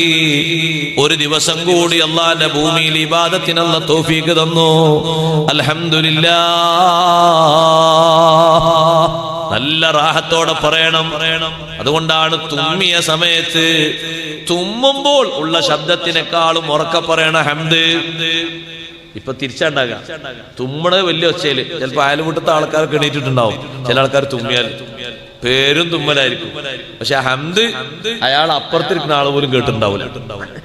വേണ്ടതെങ്ങനെ? ഈ തുമ്മിയതിനേക്കാളും ശബ്ദത്തിൽ വേണം ഹംദ്. ഒരു ഉറക്കം കൊണ്ട് തുമ്മിയാൽ അതിലും ഉറക്കം പറയണം അൽഹംദുലില്ലാഹ് എന്ന് പറയണം. അപ്പൊ ആ വീട്ടിൽ കേൾക്കുന്ന ആൾക്കാർ മൊത്തം ചൊല്ലണം യർഹമുക്കല്ലാഹ്. അത് വലിയൊരു ബർക്കത്താണ്. അല്ലാഹു തആല നിങ്ങൾ ഈ ചൊല്ലിയ ഹംദിന് വലിയ ബർക്കത്ത് അല്ലാഹു നിങ്ങൾക്ക് തരട്ടെ, വലിയ അനുഗ്രഹം തരട്ടെ എന്നുള്ള ആ ദുആ സ്വീകരിക്കുന്ന ഒരു ദുആയാണ്. അള്ളാഹുവിനെ അനുഗ്രഹിച്ചിട്ട് ചൊല്ലുന്ന, നന്ദി ബോധത്തോടെ കൂടി ചൊല്ലുന്ന ദുആയാണ്. ദുആ അല്ലാഹു സ്വീകരിക്കും. ചെറുതല്ല, വലിയ അർത്ഥത്തിൽ തന്നെ സ്വീകരിക്കും. അതുകൊണ്ട് ദിക്റിൽ നിന്ന് ഖൽബിനെ അകറ്റി നിർത്തരുത്. ദിക്ർ വേണം എല്ലാ സമയത്തും. ദിക്ർ ലാസിമാക്കണം. അല്ലാഹു തആല തൗഫീഖ് തരട്ടെ. മനസ്സമാധാനത്തോടുകൂടെ ദിക്ർ ചൊല്ലണം. ദിക്റല്ലേ പരിഹാരം, സ്വലാത്തല്ലേ പരിഹാരം. ഹസനുൽ ബസരി റളിയല്ലാഹു അൻഹുവിന്റെ അടുത്ത് വന്നിട്ട് ഒരു ഉമ്മ പറഞ്ഞു, ഉസ്താദേ, എന്റെ മോള് കഴിഞ്ഞ ദിവസം വഫാത്തായി പോയി, മരണപ്പെട്ടു പോയി. നമ്മിൽ നിന്ന് പലരും മരിച്ചു പോയിട്ടുണ്ട്, അവർക്കൊക്കെ അല്ലാഹു മഗ്ഫിറത്ത് കൊടുക്കട്ടെ. എന്റെ മോള് മരിച്ചുപോയി, എനിക്ക് എന്റെ മോളെ ഹാലെന്താണ് എന്നറിയണം. വല്ലാത്തൊരു ചോദ്യമാണത്. മോള് ഖബറിൽ സന്തോഷത്തിലാണോ അല്ലേന്ന് എനിക്ക് അറിയണം. ആരോടാ പറയണത്? ഹസനുൽ ബസരി തങ്ങളോട്. ചെറിയ മഹാനല്ല, വലിയ മഹത്വമുള്ള മഹാനാണ് ഹസൻ ബസരി റളിയല്ലാഹു അൻഹു. എന്താ വലിയ മഹത്വം എന്നറിയോ? ഉമ്മു സലമ റളിയല്ലാഹു അൻഹ താരാട്ട് പാടിയിട്ട് മടിയിലിരുത്തിയിട്ട് വളർത്തിയ കുട്ടിയാണ് ഹസൻ ബസരി റളിയല്ലാഹു അൻഹു. എന്തൊരു ബർക്കത്താണത്. ആ ഉമ്മു സലമ ബീവി റളിയല്ലാഹു അൻഹയുടെ വീട്ടിലെ ഖിദ്മത്ത് ചെയ്യുന്ന പെണ്ണായിരുന്നു ഹസൻ ബസരി റളിയല്ലാഹു അൻഹുവിന്റെ ഉമ്മ. അപ്പൊ ഈ കുട്ടി ഇടക്കിടക്ക് ആ വീട്ടിൽ കൊണ്ടുപോയി കിടത്തും. ഉമ്മു സലമ റളിയല്ലാഹു അൻഹ എടുത്ത് മടിയിൽ വെച്ച് അങ്ങനെ താലോലിക്കും. കുട്ടി കരയുമ്പോ ആ സ്പർശനങ്ങളൊക്കെ ഏറ്റ് വളർന്ന് വലുതായി വലിയ ഇൽമുള്ള മഹാനായി മാറിയ ഹസൻ ബസരി തങ്ങളോട്, എന്റെ മോള് കഴിഞ്ഞ ദിവസം മരണപ്പെട്ടു പോയി, മോളുടെ അവസ്ഥയൊന്ന് എനിക്കറിയണം എന്നൊരു ഉമ്മ വന്ന് പറഞ്ഞപ്പോ ഉമ്മാനോട് ഹസൻ ബസരി തങ്ങൾ പറയുന്നു, ഉമ്മാ, ഇന്നത്തെ ഇശാ നിസ്കാരത്തിന് ശേഷം നിങ്ങളൊരു 4 റക്അത്ത് സുന്നത്ത് നിസ്കരിക്കണം. 2 വീതം നിസ്കരിച്ച് സലാം വീട്ടണം. ഫാത്തിഹയ്ക്ക് ശേഷം ഓരോ റക്അത്തിലും അൽഹാകുമുത് തകാസുർ എന്ന സൂറത്ത് ഓതണം. നിസ്കാരത്തിന്റെ നിയ്യത്ത് നിങ്ങൾ ആവശ്യം പൂർത്തീകരിക്കാനുള്ള നിസ്കാരം എന്നാണ്. ഇനി ഖളാഉൽ ഹാജത്തിന്റെ നിസ്കാരം എന്ന് പറയും. നിങ്ങളെ ആവശ്യം പൂർത്തീകരിച്ച് കിട്ടാൻ വേണ്ടി ഒരു 4 റക്അത്ത് നിസ്കരിക്കുക. സുന്നത്ത് നിസ്കാരമാണ്. ഫാത്തിഹ ഓതിയിട്ട് ഓരോ റക്അത്തിലും അൽഹാകുമുത് തകാസുർ ചൊല്ലണം. ശേഷം നിങ്ങൾ കടക്കാൻ പോകുന്ന സ്ഥലത്ത് ഉറക്കം വരുന്നത് വരെ സ്വലാത്ത് ധാരാളം ചൊല്ലണേ. സ്വലാത്ത് നിങ്ങളെ കണ്ണിൽ ഉറക്കം വരുന്നത് വരെ ചൊല്ലിക്കോളൂ. നിങ്ങളെ മകളെ നിങ്ങൾക്ക് അല്ലാഹു കാണിച്ചു തരും. വീട്ടിൽ പോയി അന്ന് ഇശാഇന്റെ ശേഷം പറഞ്ഞ പോലെ 4 റക്അത്ത് നിസ്കരിച്ച് കണ്ണിൽ ഉറക്കം വരുന്നവരെ സ്വലാത്ത് അങ്ങനെ ചൊല്ലി കിടന്നു. സമയം വൈകുന്നതിന്റെ മുമ്പ് തന്നെ മകളെ കണ്ടു. വഹിയ ഫീ അശദ്ദിൽ അദാബ്, മകൾ കടുത്ത ശിക്ഷയിലാണ്. കാണണ്ടില്ലായിരുന്നു നായിപ്പോയി, ചോദിക്കണ്ടില്ലായിരുന്നു നായിപ്പോയി. മകള് കടുത്ത ശിക്ഷയിലായിട്ടാണ് ഉമ്മ കണ്ടത്. ഉമ്മ സുബ്ഹാനല്ലാഹ് പിറ്റേന്ന് രാവിലെ നേരം വെളുക്കുമ്പോഴേക്ക് ഹസനുൽ ബസരി തങ്ങളെ സവിധത്തിൽ വീണ്ടും വന്നിട്ട് പറഞ്ഞു, ഞാൻ എന്റെ മകളെ കണ്ടുപോയി. വഹിയ ഫിൽ അദാബ്, മകള് ശിക്ഷയിലായിട്ടാണ് ഉസ്താദെ കണ്ടത്. രക്ഷപ്പെടുന്ന അവസ്ഥയിലല്ല കണ്ടത്, ശിക്ഷിക്കപ്പെടുന്ന അവസ്ഥയിലാണ് മകളെ കണ്ടത്. ഇനി ഞാൻ എന്താണ് ചെയ്യേണ്ടത്?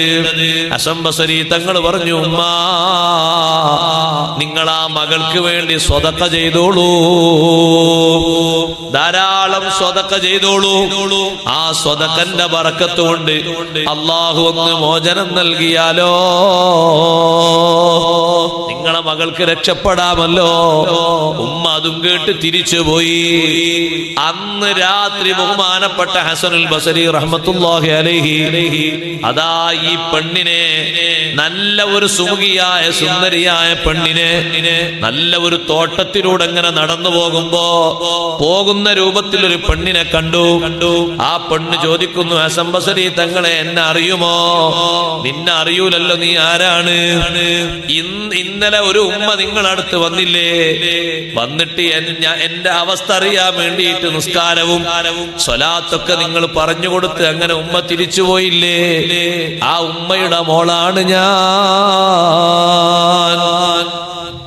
അല്ല, ഉമ്മ നിങ്ങളെ പറ്റി പറഞ്ഞ് നിങ്ങൾ ശിക്ഷയിലാണെന്നാണല്ലോ. ഇപ്പൊ നല്ല വസ്ത്രം ധരിച്ച് നല്ല പൂന്തോട്ടത്തിലൂടെ പഴങ്ങളൊക്കെ ഭക്ഷിച്ച് സന്തോഷത്തോടെ പോകുന്നതാണല്ലോ കണ്ടത്.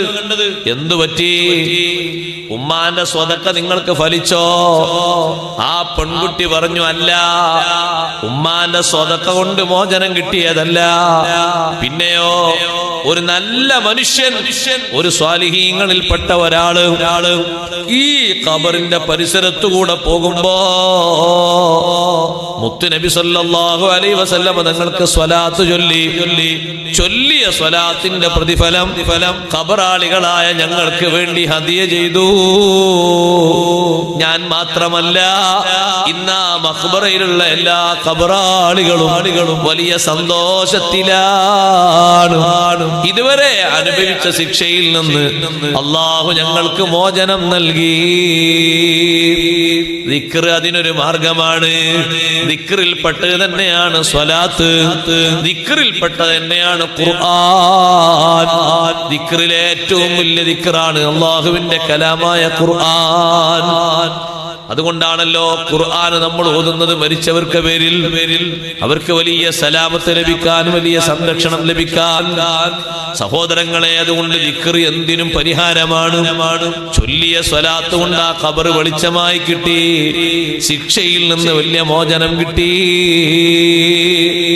മനസ്സ് ദിക്റിൽ നിന്ന് അകന്നു പോകാതെ സൂക്ഷിക്കണം. ഓരോ സമയത്തുള്ള ദിക്ർ ചെല്ലുമ്പോ അല്ലാഹ് തന്ന റഹ്മത്തിന് നല്ല ഓർമ്മയുണ്ട് എന്നാണ് അതിന്റെ അർത്ഥം. എല്ലാ സമയത്തും ദിക്ർ വേണം.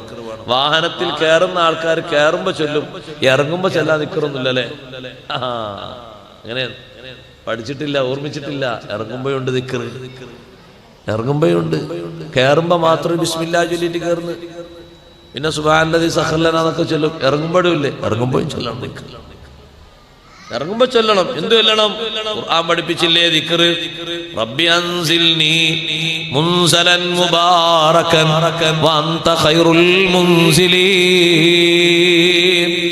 വാഹനത്തിൽ നിന്ന് ഇങ്ങനെ ഇറങ്ങുമ്പോ, പടച്ചോനെ, ഞാൻ ഒരു നാട്ടിൽ വന്ന് ഇറങ്ങാൻ, ഈ നാട്ടിന്റെ ഹാലൊന്നും എനിക്കറിയില്ല, നല്ല ബർക്കത്തുള്ള അവസ്ഥയിലാക്കി തരണം. ഇവിടെ ഇറങ്ങുന്ന ഇറക്കം, ഇവിടെ ഇറങ്ങിയോണ്ട് മനുഷ്യനാകെ ദുരന്തവും ദുരിതവും ആകാൻ പാടില്ല, നല്ല ബർക്കത്തും റാഹത്തും ആക്കി തരണം എന്ന് സന്തോഷത്തോടെ ദിക്ർ ചൊല്ലിയിട്ട് വേണം ഇറങ്ങാൻ. എല്ലാ ഘട്ടങ്ങളിലുണ്ട് ദിക്ർ. കപ്പലിലൂടെ യാത്ര പോകുമ്പോ സ്പെഷ്യൽ ദിക്ർ, വിമാനത്തിലൂടെ യാത്ര പോകുമ്പോ സ്പെഷ്യൽ ദിക്ർ. എല്ലാ ദിക്റുകളും പഠിക്കണം, ചൊല്ലണം. വിവാഹ സമയത്തും വിവാഹാനന്തരവും സംസർഗ സമയത്തും എല്ലാ രംഗങ്ങളിലുള്ള ദിക്റുണ്ട്, ഒക്കെ പതിവാക്കണം.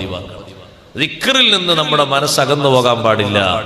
മനസ്സിന് കേടുവന്നത് 3 കാര്യങ്ങളിലാണെന്ന് ഹദീസിൽ പറഞ്ഞപ്പോ, ഒന്നാമത്തത് അൽ ഗഫ്ലത്തു അൻ ദിക്രില്ലാഹി അസ്സ വജൽ, രണ്ടാമത്തത് അഷ്റഫുൽ ഖൽഖ് റസൂലുള്ളാഹി സ്വല്ലല്ലാഹു അലൈഹി വസല്ലം പഠിപ്പിക്കുന്നു വൽ ഗഫ്ലത്തു മിൻ ലദുൻ അൻ യുസല്ലി അസ്സുബ്ഹ ഇലാ തുലൂഇ ശംസി. അത് ഈ നാട്ടിലുണ്ടോ എന്ന് എനിക്കറിയില്ല. ഇവിടെ ഇപ്പൊ രാവിലെ നല്ല തണുപ്പുണ്ടോ? മഞ്ഞുണ്ടോ? അല്ലേ? ചെറിയ തണുപ്പുള്ളൂ. നല്ല കാത്ത്. സുബഹി നിസ്കാരം കഴിഞ്ഞിട്ട് ചില വീടുകളിലൊക്കെ ഒരു ഉറക്കം കൊണ്ടുറങ്ങും പെട്ടെന്ന്. സമാധാനം എന്തായിരിക്കും? സുബഹി നിസ്കരിച്ചല്ലോ എന്നായിരിക്കും അല്ലേ? സുബഹി നിസ്കരിച്ച് മുതൽ സംഭാവന ബക്കറ്റ് വരുന്നുണ്ട്. എല്ലാവരും നല്ല സംഭാവന കൊടുക്കണം. ഞാനും കൊടുക്കണല്ലോ. പരിപാടിക്ക് സംഭാവന എല്ലാവർക്കും വാങ്ങട്ടെ മോനെ. ചുറ്റുപാടൊക്കെ ആൾക്കാരുണ്ട്, എല്ലാവർക്കും വാങ്ങാം. എല്ലാരും കൊടുക്കണം, സംഭാവന കൊടുക്കണം, കുറക്കാൻ പാടില്ല. വൽ ഗഫലത്തു മിൻ ലദുൻ അൻ യുസല്ലി അസ്സുബ്ഹ ഇലാ തുലൂഇ ശംസി. ഖൽബിന് നല്ല ഹയാത്ത് കിട്ടുന്ന നേരമാണ്. സുബഹി നിസ്കരിച്ച് സൂര്യൻ ഉദിക്കുന്നത് വരെ ഉറങ്ങാൻ പാടില്ല, അശ്രദ്ധയിലാകാൻ പാടില്ല. നല്ല തണുപ്പും നല്ല കാറ്റും ഒക്കെ വരും. അപ്പൊ ചില ആൾക്കാർ കട്ടൻ ചായ കുടിച്ചു നോക്കും. കട്ടൻ ചായ കുടിച്ചിട്ട് തീവ്രമായിട്ട് ഉറക്കം വരാണ്. നല്ലോണം നടന്നിട്ട് അങ്ങോട്ട് ദിക്റില്ലിക്കൊള്ളി, ഉറക്കം കൊണ്ട് പോയിക്കോളൂ. സൂര്യൻ ഉദിക്കുന്നവരെ ആ ടൈം വരെ അഡ്ജസ്റ്റ് ചെയ്യാം. കുറഞ്ഞ നേരം, ആകെ 1 മണിക്കൂറും 10 മിനിറ്റോ ചില്ലറൊക്കെ ഉണ്ടാവുള്ളൂ. ആ ടൈമിന്റെ ഇടയിൽ ഉറങ്ങുന്നതില്ലേ നിങ്ങൾ നോക്കൂ. മിക്ക മിക്ക വീടുകളിലുമുള്ള ദുരന്തത്തിന്റെ കാരണം അതാണ്. ബറക്കത്ത് കുറയാനുള്ള കാരണം അതാണ്. സാമ്പത്തികമായി പുരോഗതി നഷ്ടപ്പെടാനുള്ള കാരണമാണ്. മാനസികമായി അഭിവൃദ്ധി തകരാനുള്ള കാരണം അതാണ്. ഹയാത്തിലുള്ള മഹാന്മാർ ഖൽബിനെ ഹയാത്താക്കുന്ന ഒരു നേരമാണത്. ഖൽബ് ഉണർന്നു കിട്ടാ ഞാനും നിങ്ങളും ദ്വാരക്കും എന്നു ഹദ്ദാദിന് ശേഷം യാ ഹയ്യു യാ ഖയ്യൂം അഹീൽ ഖുലൂബ തഹയ്യാ എന്നാ മാത്രം പോരാ, അഹീൽ ഖുലൂബ പടച്ചോനെ ഞങ്ങളെ ഖൽബിന് നീ ജീവനിട്ട് തരണം, സജീവത തരണം. നീ ഹയാത്തിട്ട് തന്നാൽ തഹയ്യാ ഖൽബ് സജീവമാകും. മഹാന്മാര് സജീവമാക്കിയ നേരമാണ് സുബ്ഹി നിസ്കാരം കഴിഞ്ഞ് സൂര്യൻ ഉദിക്കുന്നത് വരെ ഉറങ്ങാവതല്ല. കുട്ടികൾ ഉണരുന്ന ഉറക്കമുണ്ട്, അത് നിങ്ങൾ ശല്യം ചെയ്യാൻ പോകണ്ട. അവർ കുട്ടികളാണ്. കുട്ടികളെക്കാളും ഇപ്പൊ ഉറങ്ങുന്നത് വലിയവരാണ്. ചില വീട്ടിൽ സുബൈക്ക് തന്നെ എണീക്കാത്ത വീടാണ്. അവിടുത്തെ ഗഫലത്ത് മാറൂല, അവിടുത്തെ അശ്രദ്ധ മാറൂല. വെറുതെ പറയല്ല, ഞാൻ ആക്ഷേപിക്കല്ല. സുബഹി നിസ്കാരം കഴിഞ്ഞിട്ട് സൂര്യൻ ഉദിക്കുന്നതിനിടയിൽ ഒരു ദിവസം ഒന്ന് ഉറങ്ങാൻ വേണ്ടിയിട്ടൊന്ന് കടന്നു. ആര്? സയ്യിദത്തു നിസാഇ അഹ്ലിൽ ജന്ന, സ്വർഗീയ സ്ത്രീകളുടെ നേതാവായ സയ്യിദത്തുന ഫാത്തിമത്തു സഹ്റ റളിയല്ലാഹു അൻഹ ഒന്ന് ഉറങ്ങാൻ വേണ്ടി കടന്നപ്പോ നബി സല്ലല്ലാഹു അലൈഹി വസല്ലം തങ്ങൾ വന്നിട്ട് പറഞ്ഞു, മോളെ ഫാത്തിമ, ഇത് ഉറങ്ങേണ്ട നേരമല്ല. സുബഹി നിസ്കാരം കഴിഞ്ഞ് സൂര്യൻ ഉദിക്കുന്ന സമയം വരെ ഉറങ്ങരുത്. ഇതിപ്പോ ഞാൻ വാത് പറഞ്ഞതേ, കുറച്ചുകൂടി കഴിഞ്ഞാൽ റജബും കഴിഞ്ഞ് ശാബാനും കഴിഞ്ഞ് റമദാൻ വരാണ്ട്. നല്ലോണം കാതിൽ ഉറപ്പിക്കണം. റമദാനായ സുബഹി നിസ്കാരം കഴിഞ്ഞാൽ പലരും ഇങ്ങനെ ആടാൻ തുടങ്ങും. ഉസ്താദ് അങ്ങനൊക്കെ വാത് പറഞ്ഞിട്ടുണ്ടെങ്കിൽ പഠിച്ചോനെ ഈ നേരത്തുള്ള വർക്കിന്റെ സുഖം പറയാൻ കഴിയില്ല. അത്രയും സുഖല്ലേ. ഒരു 10 മിനിറ്റെങ്കിലും ഒന്ന് കിടക്കാതിരുന്നാൽ കുറച്ച് അഡ്ജസ്റ്റ്മെന്റ് ചെയ്യാം. സൂര്യൻ ഒന്ന് ഉദിച്ചാൽ കുറച്ചു നേരം കഴിഞ്ഞാണ്ട് ഉറങ്ങിക്കോളും. നല്ല സുന്നത്തായ ഉറക്കം.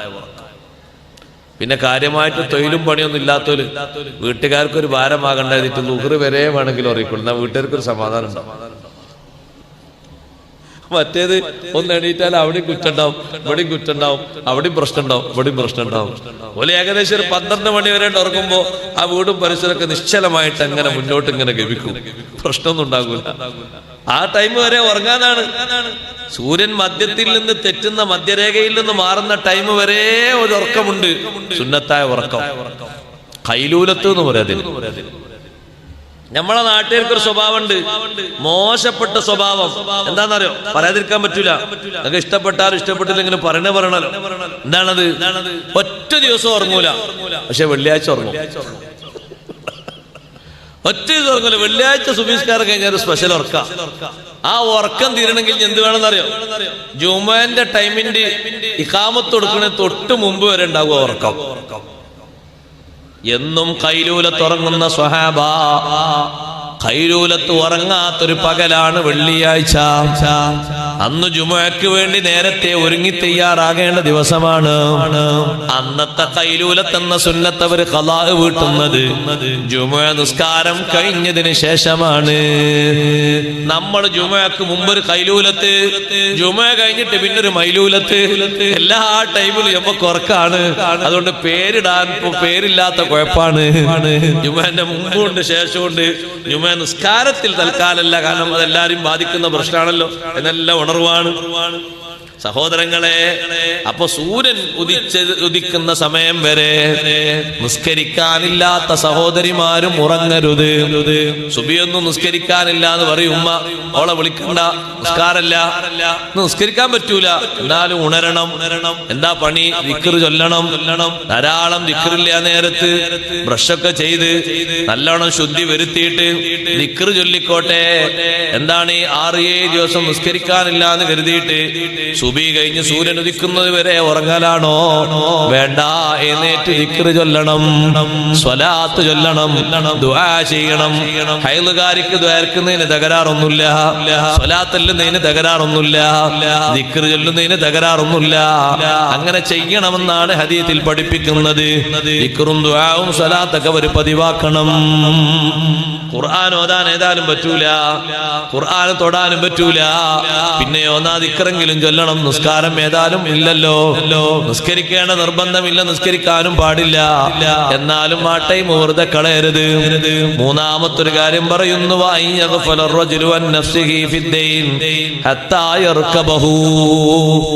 അപ്പൊ നാട്ടിലൊക്കെ ധാരാളം ഉണ്ട്. ഇപ്പൊ മൂന്നാമത്തെ പറഞ്ഞത്, ഒരാള് സ്വന്തം കടത്തെപ്പറ്റി തീരെ ശ്രദ്ധയില്ല.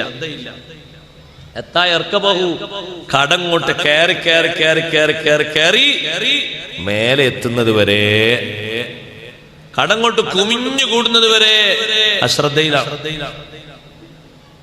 ആവശ്യത്തിനും ആവശ്യമില്ലാത്തിനൊക്കെ വാങ്ങും. പിന്നെ ലാസ്റ്റ് ഘട്ടത്തിൽ കൊടുക്കാൻ കഴിയാതാകുമ്പോ പറയും, ഇനിയിപ്പോ ഞാൻ എന്താ ചെയ്യാ, എന്റെ ഓരോ ഭാഗങ്ങളും വേണമെങ്കിൽ നിങ്ങൾ മുറിച്ചെടുത്തോളൂ. അതുകൊണ്ടൊന്നും കാര്യം നീങ്ങൂല, അതുകൊണ്ടൊന്നും വിഷയം മാറൂല.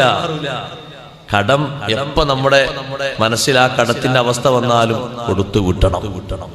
അതിൽ അശ്രദ്ധരാകാൻ പാടില്ല. ചില നല്ല വളവുള്ള ആൾക്കാരുണ്ട്, ഇവിടെ അങ്ങനത്തെ ഒന്നും ആൾക്കാരുണ്ടാവില്ല എന്ന് കരുതാ. ഒരു കടയിൽ നിന്ന് പറ്റായിട്ട് സാധനം വാങ്ങും, എന്നിട്ട് ഏകദേശം ഒരു പകുതി മുക്കാൽ കൊടുക്കും, ബാക്കി തരട്ടോ എന്ന് പറയും. പിന്നെ ആ കടയിലേക്ക് പോകുന്നില്ല, പിന്നെ വേറെ കടയിൽ നിന്ന് വാങ്ങും. ആ കടയിൽ നിന്നും പറ്റു വാങ്ങും. പറ്റായിട്ട് നിങ്ങൾ വാങ്ങിക്കളി, കുഴപ്പമൊന്നുമില്ല, പൂർത്തിയായി കൊടുക്കണമെന്നേ ഉള്ളൂ. അപ്പൊ അവിടുന്ന് ഏകദേശം ഒരു 10-45,000 റുപ്യൊക്കെ വാങ്ങും. ഒരു 35,000-30,000 കൊടുത്തിട്ട് പറയും, ബാക്കി കുറച്ച് ഉണ്ട് തരട്ടോ എന്ന് പറയും. അങ്ങനെ കൂട്ടി നോക്കുമ്പോ ഏകദേശം 10-4-5 കടകളിൽ നിന്നൊക്കെ വാങ്ങി. ഓരോ കടയിലുണ്ട് 10,000-20,000 ബാക്കി വെച്ച് 2-3 പ്രാവശ്യമൊക്കെ അവർ ചോദിക്കും, പിന്നെ അവർ വിട്ടേക്കും. പൊരുത്തപ്പെട്ടതല്ലത്, ചോദിക്കാനായില്ല, ചോദിക്കാനാകൂലെന്ന് കരുതി വിട്ടതാ. കടത്തിന്റെ കാര്യത്തിൽ അശ്രദ്ധ വരാൻ പാടില്ല. ഒരാൾ മരണപ്പെട്ടു കഴിഞ്ഞാൽ വേഗം നിർവഹിക്കേണ്ടതാണ് കടം വീട്ടുക എന്നുള്ളത്. 3, 7, 15, 40 കഴിയാൻ കാത്തിരിക്കരുത്. അന്ന് മഗ്രിബാകുന്നതിന്റെ മുമ്പ് വീട്ടാൻ കഴിയുമോ അത്ര പെട്ടെന്ന് വീട്ടേണ്ട ഹക്കാണ്. അതിന് ഇദ്ദയിരിക്കുന്ന ഭാര്യയുണ്ട്, ഭാര്യന്റെ ഇദ്ദ കഴിയട്ടെ എന്ന് പറഞ്ഞ സമയം വൈകിപ്പിക്കരുത്. കാരണം എന്താണെന്നറിയോ, നഫ്സുൽ മുഅ്മിനി മുഅല്ലഖതും ബിദൈനിഹി ഹത്താ തുഖ്ലാ അൻഹു. മുഅ്മിനായ മനുഷ്യന്റെ ആത്മാവ് അതൊരു ഭാഗത്ത് അങ്ങനെ തടഞ്ഞു നിൽക്കും. ഇല്ലിയീനിലേക്ക് പോകേണ്ട ആത്മാവ് ഇല്ലിയീനിലെത്തൂല. സ്വാലിഹീങ്ങളെ റൂഹിന്റെ അടുത്തേക്ക് പോകേണ്ട ആത്മാവ് റൂഹിലേക്ക് എത്തൂല. ഈ കടം വീട്ടുന്നത് വരെ 10 കൊല്ലം കഴിഞ്ഞിട്ടാണോ കടം വീടുന്നത്, അപ്പോഴേ നല്ല മനുഷ്യന്മാരെ കൂടെ ഈ മനുഷ്യന്റെ ആത്മാവ് ചേരൂ. നഫ്സുൽ മുഅ്മിനി മുഅല്ലഖതും ബിദൈനിഹി. കടം കാരണം ആ ആത്മാവിനെ തടഞ്ഞു വെച്ചിരിക്കുകയാണ്.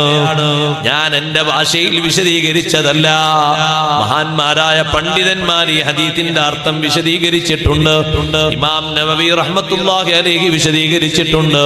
ഇബ്നു ഹജർ ഹൈതമി തങ്ങൾ വിശദീകരിച്ചിട്ടുണ്ട്. എത്രയും പെട്ടെന്ന് കടം വീട്ടണമെന്ന് അവർ പറയാനുള്ള ഒരു കാരണം ഈ ഹദീസാണ്. ആ ആത്മാവ് സുഖലോകത്തേക്ക് പോകുന്നതിന് ഈ കടബാധ്യത ഒരു തടസ്സമാണ്. അതവിടെ അങ്ങനെ തടഞ്ഞു നിർത്തും. ഹത്താ തുഖ്ലാ അൻഹു. കടം പൂർത്തിയാക്കി വീട്ടുന്നത് വരെ. അപ്പൊരാളെ കടം തീരെ വീടിയില്ലെങ്കിലോ ആ ആത്മാവ് ഒരു നിലക്കും ഇല്ലിഗീനിലെത്തൂല, സ്വാലിഹീങ്ങളെ ആത്മാക്കളോട് ചേരൂല. കടത്തിന്റെ കാര്യത്തിൽ അശ്രദ്ധ വരരുത്. അതൊരു ചെറിയ പോയിന്റ് ആണെങ്കിലും ശ്രദ്ധിക്കണം സഹോദരങ്ങളെ. കൊടുക്കാൻ ബാക്കി വിട്ടതാണെങ്കിലും ശ്രദ്ധിക്കണം. കഴിവിന്റെ പരമാവധി ഓർമ്മ വരണം. നമ്മളങ്ങ് മറന്നുപോയാലും കിട്ടാനുള്ള ആള് മറന്നിട്ടുണ്ടാകൂല. പിന്നൊരു ചോദിക്കേണ്ട ഘട്ടത്തില് നന്നായി ഓർമ്മ വരുന്നൊരു നേരമുണ്ട്. അവിടെ എല്ലാം കൂടി തിരിച്ചു വാങ്ങിയാൽ പിന്നെ നമ്മൾ കൊടുക്കാനൊന്നുമില്ലാത്ത പാപ്പരായി തൊലഞ്ഞ ആളുകളായി മാറും. അതുകൊണ്ട് ഈ 3 കാര്യങ്ങളിൽ പൊതുവെ ആളുകൾക്ക് അശ്രദ്ധയുണ്ടെന്ന് അഷ്റഫുൽ ഖൽഖ് മുഹമ്മദുർ റസൂലുള്ളാഹി സ്വല്ലല്ലാഹു അലൈഹി വസല്ലം നിങ്ങൾ പഠിപ്പിച്ചു. ഏറ്റവും വലിയ അശ്രദ്ധ വരുന്നത് നിസ്കാരത്തിലാണ്. നിസ്കാരത്തിൽ അശ്രദ്ധ വരാൻ പാടില്ല.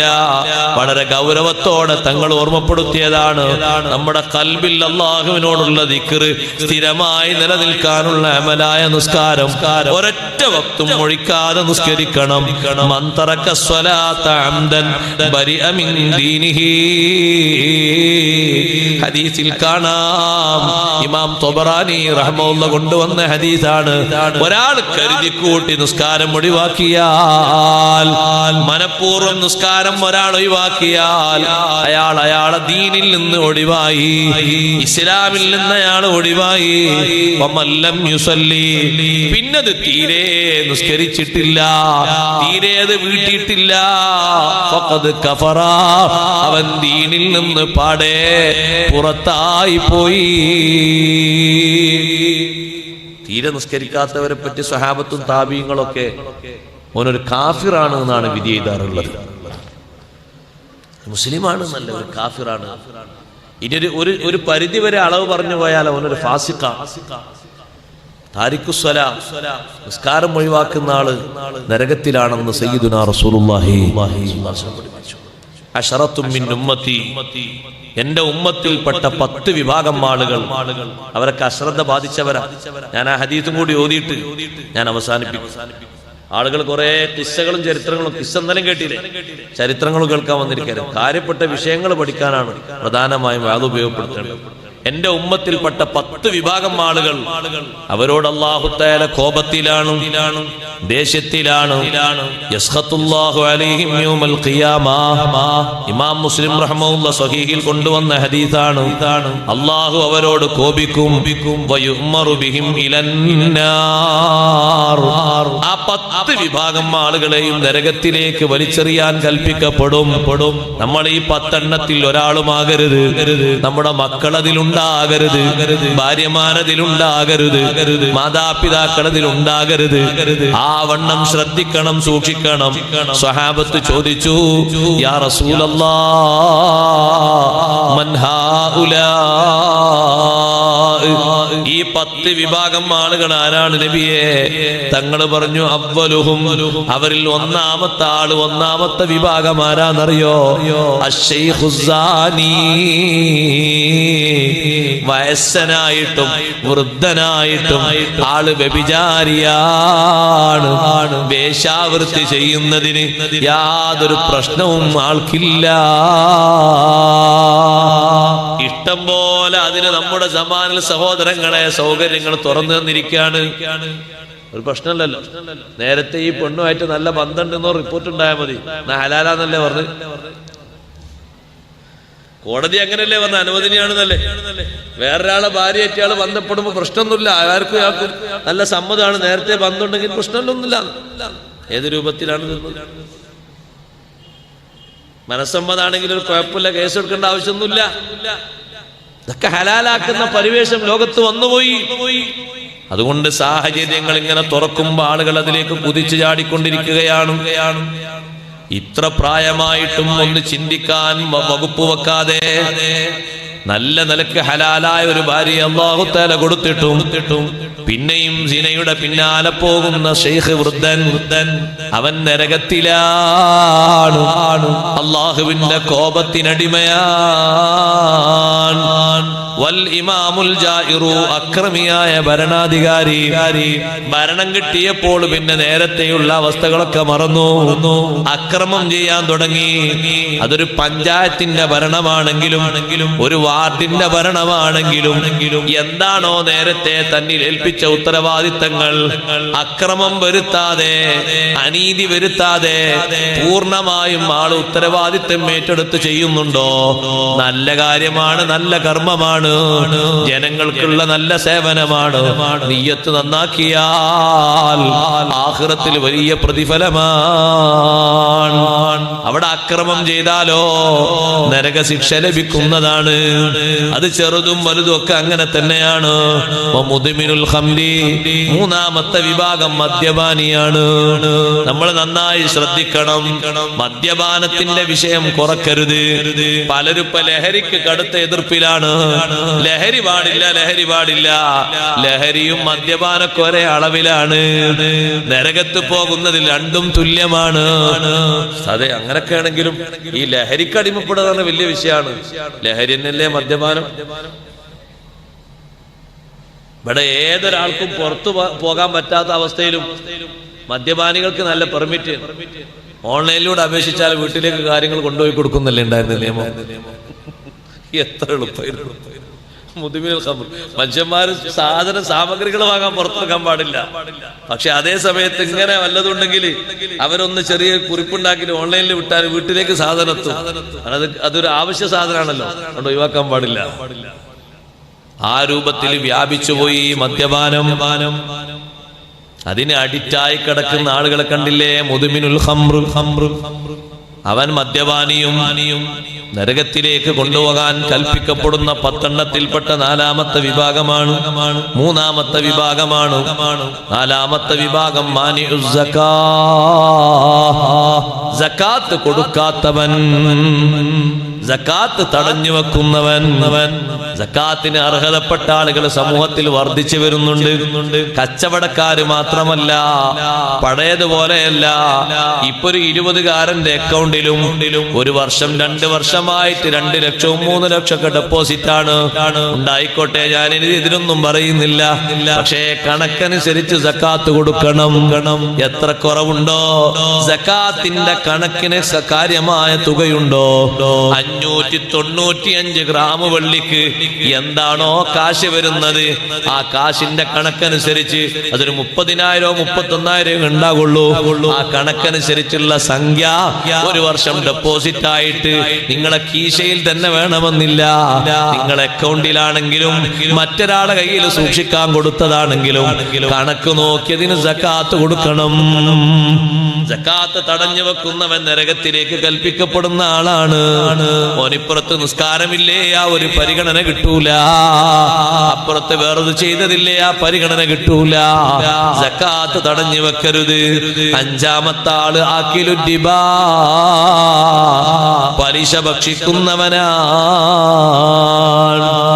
5 ലക്ഷം കിട്ടിയിട്ട് ഡെപ്പോസിറ്റ് ആയി കൊണ്ടുപോയി നിക്ഷേപിക്കുന്നു. 2 മാസം 3 മാസം കൂടുന്ന സമയത്ത് ലാഭവിഹിതം വാങ്ങുന്നു. പലിശ വാങ്ങിയിട്ട് അങ്ങനെ ജീവിക്കുന്നു. എന്തൊരു ജീവിതമാണ്! എന്തൊരു അപകടം പിടിച്ച ജീവിതമാണ്! അല്ലാഹു സുബ്ഹാനഹു വ തആല പരിശുദ്ധ ഖുർആനിലൂടെ യുദ്ധം പ്രഖ്യാപിച്ച വിഷയമല്ലേ അത്? എത്ര ഗൗരവമുള്ള വിഷയമാണ്! പരിശുദ്ധ ഖുർആനിലൂടെ അല്ലാഹു യുദ്ധം പ്രഖ്യാപിച്ച ഒരു വിഭാഗമല്ലേ? ഫഇല്ലം തഫഅലു ഫഅദനു ബിഹർബിൻ മിനല്ലാഹി വറസൂലി. പലിശ വാങ്ങുന്നതും പലിശക്ക് കൊടുക്കുന്നതും നിങ്ങൾ നിർത്തുന്നില്ലെങ്കിൽ അല്ലാഹുവിന്റെ ഭാഗത്തുനിന്ന് നിങ്ങൾക്ക് കടുത്ത എതിർപ്പുണ്ട്. അല്ലാഹുവിന്റെ റസൂലിന്റെ ഭാഗത്തുനിന്നും എതിർപ്പുണ്ട്. അല്ലാഹുവും റസൂലും ഒരാളെ എതിരാളിയായാൽ പിന്നെ അയാൾ എവിടുന്ന് ജയിക്കാനാ? അതേ ദുനിയാവുന്നയാൾ നല്ലക്ക് ജീവിക്കുന്നില്ലേ? ദുനിയാവിൽ അല്ലാഹുവിനെ വിശ്വസിക്കാത്ത ആൾക്കും അല്ലാഹു ഭക്ഷണം കൊടുക്കുന്നുണ്ട്. അത് അല്ലാഹു റഹ്മാനായത് കൊണ്ടാണ്. തീരെ വിശ്വസിക്കാത്ത ആൾക്കും ദീനിനെ എതിർക്കുന്ന എതിരാളിക്കും അല്ലാഹുവേ ഇല്ല എന്ന് പറയുന്ന യുക്തിവാദിക്കും അല്ലാഹു ഭക്ഷണം കൊടുക്കുന്നുണ്ട്. അത് അല്ലാഹു റഹ്മാനായത് കൊണ്ടാണ്. പക്ഷേ ആഖിറത്തിൽ ജയിക്കുമോ? ഇല്ല. മരിക്കുന്ന നേരത്ത് ജയിക്കുമോ? ഇല്ല. പലിശ ഭക്ഷിക്കുന്ന മനുഷ്യനോട് അല്ലാഹു തആല ഇങ്ങനെ യുദ്ധം പ്രഖ്യാപിച്ചത് കൊണ്ട്, അല്ലാഹുവിന്റെ റസൂൽ യുദ്ധം പ്രഖ്യാപിച്ചത് കൊണ്ട് ഈമാന് കിട്ടാതെയാൾ മരിച്ചു പോകുമെന്നാണ് ആയത്ത് വിശദീകരിച്ച് പണ്ഡിതന്മാര് പഠിപ്പിക്കുന്നത്. അതുകൊണ്ട് പലിശയിൽ നിന്ന് കഴിവിന്റെ പരമാവധി ഒഴിവാകണം. എല്ലാ രംഗങ്ങളിലും സാർവത്രികമായി വല വീശിക്കൊണ്ടിരിക്കുകയാണ്. ഒരു സമ്പന്നനെ കിട്ടിയാൽ ഇത്ര ശതമാനം പലിശ തരാം, നിങ്ങളെ കാശ് നിക്ഷേപിക്കൂ. എത്ര പരസ്യങ്ങളാണ് ഓടിക്കൊണ്ടിരിക്കുന്നത്! എത്ര ആളുകളെയാണ് മെമ്പർമാരാക്കിക്കൊണ്ടിരിക്കുന്നത്! അപ്പൊ ഇങ്ങനെ ഈ സംഗതികളൊക്കെ പറ്റുമെന്ന് ചോദിക്കുമ്പോൾ ഒരു ഉദ്യോഗസ്ഥൻ പറഞ്ഞു, ഉസ്താദെ പറ്റൂലെങ്കിൽ നിങ്ങളെ ആൾക്കാരൊക്കെ റമദാനില് സക്കാത്തിന്റെ പൈസ കൊടുക്കാൻ വേണ്ടി വരെ ബാക്കി പലിശ ഇങ്ങനെ വാങ്ങിക്കൊണ്ടുപോകാണ്. ടൈം എടുത്തിട്ടാണ് സക്കാത്ത് വരെ കൊടുക്കുന്നത്. നല്ല അല്ലാഹ് സ്വീകരിക്കണ നല്ല മുതലല്ലേ? നമ്മൾ ഏറ്റവും കൂടുതൽ ശ്രദ്ധിക്കേണ്ട, പേടിക്കേണ്ട ഒന്നാണ്. ആരെയും വലവീശാം, ആരെയും സമീപിക്കാം. ഒരു സുഹൃത്ത് പറഞ്ഞു, അദ്ദേഹം നല്ല കമ്പനിയിൽ ജോലിയുള്ള ആളാണ്, വിദേശത്ത്. അയാളെ കയ്യിൽ നല്ല കാശുണ്ട് എന്നൊക്കെ മനസ്സിലാക്കിയിട്ട് നാട്ടിലെത്തിയ ഉടനെ തന്നെ 2-3 ആളുകൾ വന്നു. ഈ 2-3 ആളുകൾ 3 തരം ആൾക്കാരാണ്. എല്ലാവരും ലാഭം പറയണത് പലിശന്റെ വിഹിതം നല്ല കട്ടിയിലും കനത്തിനും. നിങ്ങൾ എത്ര ഡെപ്പോസിറ്റ് ചെയ്താൽ മതി. അതിൽ 3-ാമത്തെ ആള് വന്നിട്ട് പറഞ്ഞു, നിങ്ങൾക്ക് പലിശ നിഷിദ്ധമാണെങ്കിൽ ആ വിഹിതം ഇതിലില്ല, സംഗതി ഇങ്ങൾക്കൊക്കെ ഹലാലാകുന്ന രീതിയിലെ കച്ചവടമാണ്. അയാൾ മുസ്ലിം അല്ലെങ്കിലും ഹലാൽ എന്നുള്ള സാർവത്രികമായിട്ട് എല്ലാവരും പഠിച്ചല്ലോ. വക്കീൽ എന്ന് പറയും പോലെ അതേ രൂപത്തിൽ പഠിച്ചൊരു ഭാഷയാണ് ഹലാൽ. നമുക്ക് ഹലാലാ കുഴപ്പമൊന്നുമില്ല. അപ്പൊ സംഗതി ഇതിന് ആ ഒരു വകുപ്പുണ്ടോ? ആ ഒരു വകുപ്പുണ്ട്, അത് നിങ്ങൾക്ക് തരണ്ടെന്ന് വെച്ചാ പോരെ. കണ്ടാ, അപ്പോൾ ആ ഒരു വകുപ്പുണ്ട്, അത് വേറെ വൈക്ക് പോവും, അല്ലെങ്കിൽ വേറുള്ളവർ ഉപയോഗിക്കും. അതിന് ഇയാൾ സഹായിക്കണം. കഴിവിന്റെ പരമാവധി ശ്രദ്ധിക്കേണ്ട ഒരു മേഖലയാണ്, വളരെ പേടിപ്പെടുത്തുന്ന ഒരു മേഖലയാണ്. നല്ല നല്ല നല്ല നല്ല ആൾക്കാരൊക്കെ പെട്ടുപോകുന്ന, കുടുങ്ങിപ്പോകുന്ന ഒരു മേഖലയാണത്. കാരണം 15 ലക്ഷം ഒരു 3 സെന്റ് വിറ്റൊരു 15 or 20 ലക്ഷം കൊണ്ട് ഡെപ്പോസിറ്റ് ചെയ്താൽ ഒരു മകന്റെ ഒത്താശം വേണ്ട, ഒരു ഭാര്യന്റെ ഒത്താശം വേണ്ട, ഒരു അയൽക്കാരന്റെ ഒത്താശം വേണ്ട, ഒരു കൂട്ടുകാരന്റെ ഒത്താശം വേണ്ട, സ്വസ്ഥമായിട്ട് ജീവിക്കാനോ എന്നാണ് ഒരാൾ കരുതി പോകുന്നത്. അങ്ങനെ കരുതരുത്. ജീവിക്കാൻ ഉപയോഗിക്കുന്ന വിഹിതം എപ്പോഴും കഴിവിന്റെ പരമാവധി അത് ഹലാലാക്കി എടുക്കുക എന്നുള്ള നമ്മളൊരു ബാധ്യതയാണ്. തീർത്തും ഒരു ഇഞ്ച് പോലും, ഒരു അംശം പോലും ഹലാലല്ലാണ് 100% ഉറപ്പാണ്. ആ രീതിയിൽ ഉള്ള സാമ്പത്തിക ക്രയവിക്രയം നടത്തരുത്, അപകടമാണ്. നരകത്തിൽ പോകുന്ന 10 ആളുകളിലാണ് നബി സല്ലല്ലാഹു അലൈഹി വസല്ലം ഞങ്ങൾ എണ്ണിയത്. ആറാമൻ വല്ലദീ യുതല്ലിഖു വയുംസിക്, ത്വലാഖ് ചൊല്ലിയിട്ടും ഭാര്യയെ കൂടെ നിർത്തുന്ന ആള്. ത്വലാഖ് 3 ചൊല്ലിയിട്ടുണ്ട്, അല്ല 3 ചൊല്ലിയിട്ട് പിന്നെ നാള് നിങ്ങൾക്ക് ഹലാലാകാൻ ഖുർആൻ പറഞ്ഞ വേറൊരു മാർഗമുണ്ട്. ഫൈൻ ത്വല്ലഖഹാ ഫലാ തഹില്ലു ലഹു മിൻ ബഅദു ഹത്താ തൻകിയ സൗജൻ ഗൈറ. നമുക്കൊരു ശിക്ഷയായിട്ട് അല്ലാഹു തആല തന്നതാണ്. ത്വലാഖല്ലേ, ഈ പെണ്ണ് നിങ്ങൾക്ക് വീണ്ടും ഹലാലാകണമെങ്കിൽ ഈ പെണ്ണിനെ വേറൊരാൾ കല്യാണം കഴിക്കണം. കഴിച്ചിട്ട് ഈ പെണ്ണുമായിട്ട് ശാരീരിക ബന്ധത്തിൽ ഏർപ്പെടണം. എന്നിട്ട് ത്വലാഖ് ചൊല്ലണം. നിർബന്ധിപ്പിച്ച് ഇന്ന് തന്നെ ചൊല്ലുമെന്ന് പറയാൻ പാടില്ല, ത്വലാഖ് ചൊല്ലണം. ചൊല്ലിയിട്ട് അതിന്റെ ഇദ്ദ കഴിയണം. ഇദ്ദ കഴിഞ്ഞിട്ട് പുതിയ മഹറും കൊടുത്ത് നിക്കാഹ് ചെയ്യണം. നാളെ ഹലാലാകും. അതൊക്കെ വലിയ പണിയല്ലേ ഉസ്താദെ. ഇതിപ്പോ സംഗതി ആരും അറിയില്ലല്ലോ. അല്ലാഹു തആല അറിയില്ലേ എന്താ സംഗതി? ത്വലാഖ് ചൊല്ലിയിട്ട് ഒരു നിലക്കും ബന്ധം പുലർത്താൻ പറ്റാത്ത പെണ്ണിന്റെ കൂടെ ഇങ്ങനെ ജീവിച്ച് മുന്നോട്ട് പോകുക എന്ന് പറഞ്ഞാൽ ചെറിയ അപകടം. ദിനേന നടക്കുന്ന ബന്ധങ്ങളുടെ പേരെന്താ സഹോദരങ്ങളെ? അതിന്റെ അർത്ഥം എന്താണ് ഇസ്ലാമിന്റെ ഭാഷയിൽ? ത്വലാഖ് ചൊല്ലിയിട്ട് പിന്നെയും അങ്ങനെ കൂടെ ജീവിക്കുന്നത്, ആ ജീവിക്കുന്ന മനുഷ്യനും നരകത്തിലേക്ക് കൽപ്പിക്കപ്പെടുന്ന ആളാണ്. സുബ്ഹാനല്ലാഹ് വല്ലദീ യഹ്കുമു ബിൽ ജൗർ. എന്തൊരു തീരുമാനമുണ്ടോ, മറ്റുള്ളവരെ ബുദ്ധിമുട്ടിക്കുന്ന തീരുമാനം എടുക്കുന്ന ആളാണ്. അക്രമം കൊണ്ടേ വിധി നടത്തുകയുള്ളൂ. വേറൊരാൾക്ക് ശല്യമാകുന്ന വിധിയെ അയാളെ ഭാഗത്തു നിന്നുണ്ടാകുകയുള്ളൂ. ആ നിലയ്ക്ക് വിധി പറയുന്ന ആളില്ലേ, ആ നിലയ്ക്ക് വിധി പറയുന്ന ആളും നരകത്തിലാണ്. ഇതുവരെയൊക്കെ പറയുമ്പോ പലരും പറയും, ഉസ്താദേ നമ്മൾ ഈ പറഞ്ഞതിലൊന്നുമില്ല, ഇനി പറയാൻ പോകുന്നതിൽ ഉണ്ടാകാൻ പാടില്ല. വൽ മാഷി ബിൻ നമീമ, നമീമത്തുമായിട്ട് നടക്കുന്ന ആള്, അതിൽ മെമ്പർഷിപ്പ് ഉണ്ടോ സഹോദരങ്ങളെ? നമീമത്ത് എന്ന് പറഞ്ഞാൽ മനസ്സിലായില്ലേ? ഫിത്നയും ഫസാദ് ഉണ്ടാക്കുന്ന രീതിയിൽ വർത്തമാനം പറയാ. ഒരു വർത്തമാനം ഇവിടെ പറയാ, അതിന് നേരെ ഇതിലപ്പുറത്തും പറയാ. രണ്ടുപേരും തല്ലുമ്പോ നോക്കി നിന്ന് കണ്ടിട്ട് സുഖിക്കുക. അങ്ങനെ ഫിത്നയും ഫസാദ് ഉണ്ടാക്കുന്ന രീതിയിൽ ഏഷണി പറഞ്ഞും പരദൂഷണം പറഞ്ഞും നടക്കുന്ന ആള് നബി സല്ലല്ലാഹു അലൈഹി വസല്ലം എണ്ണി പറഞ്ഞതാണ്, നരകത്തിലേക്ക് കൊണ്ടുപോകാൻ കൽപ്പിക്കപ്പെടും. കള്ളസാക്ഷി നിൽക്കുന്ന മനുഷ്യൻ, വ്യാജനാണ്, സംഭവത്തിന് അയാളില്ല. ഒരു 10,000 കിട്ടിയപ്പോ പോയി അങ്ങ് സാക്ഷി നിന്ന് പോയി. 10,000 കിട്ടുമല്ലോ എന്ന് കരുതിയിട്ട് സംഭവത്തിൽ ആള് സാക്ഷിയുണ്ടോ? സാക്ഷിയില്ല. അയാൾ ആ വിഷയം കണ്ടിട്ടുണ്ടോ? കണ്ടിട്ടില്ല. കേട്ടിട്ടില്ല, ഒന്നുമില്ല. എന്നിട്ടും പോയി ഞാൻ അറിയും, എനിക്കറിയും, ഞാൻ അവിടെ ഉണ്ടായിരുന്നു എന്നൊക്കെ പറഞ്ഞ് സാക്ഷി നിൽക്കുന്ന സാക്ഷിയില്ലേ, വളരെയധികം അപകടം പിടിച്ചതാണ്. അതാണ് ഇന്ന് വർദ്ധിച്ചു വരുന്നത്. പലതിനും ജാമ്യം നിൽക്കാൻ ആളുകളാണ്.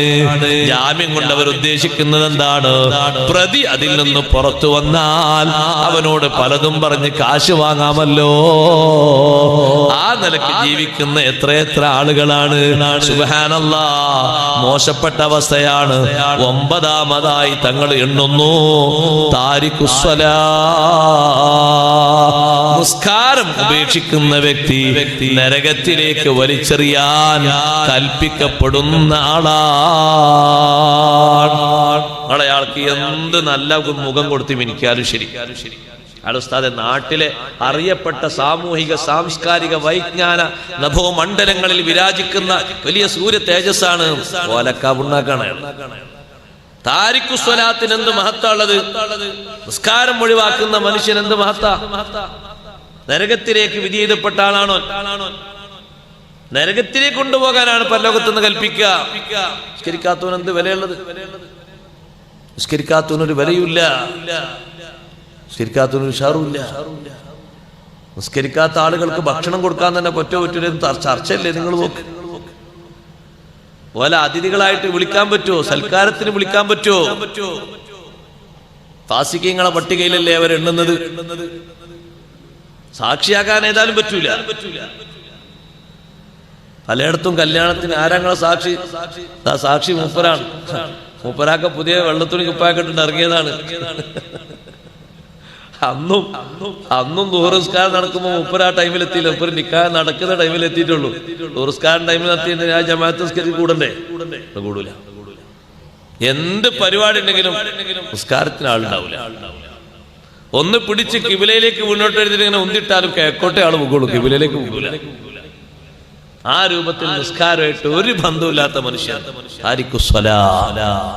വേറെ ഏത് മേഖലയിൽ തിളങ്ങുന്ന ആളാണെങ്കിലും ശരി, താരിഖു സ്വലാത്തിനൊരു സ്ഥാനമില്ല. അഷ്റഫുൽ ഖൽഖ് റസൂലുള്ളാഹി സ്വല്ലല്ലാഹു അലൈഹി വസല്ലം ഒരു സ്ഥാനവും കൽപ്പിക്കാത്ത ആളാണ് താരിഖു സ്വലാ. 9ാമത്തെ ആള്. 10ാമത്തെ ആളോ അതും ഇന്നിങ്ങനെ കൂടിക്കൂടി വരികയാണ്. അള്ളാഹു നമ്മളെ കാത്തുരക്ഷിക്കട്ടെ. വല്ലദീ യൻദുറു ലിവാലിദൈഹി ബിഐനിൽ ഗളബി.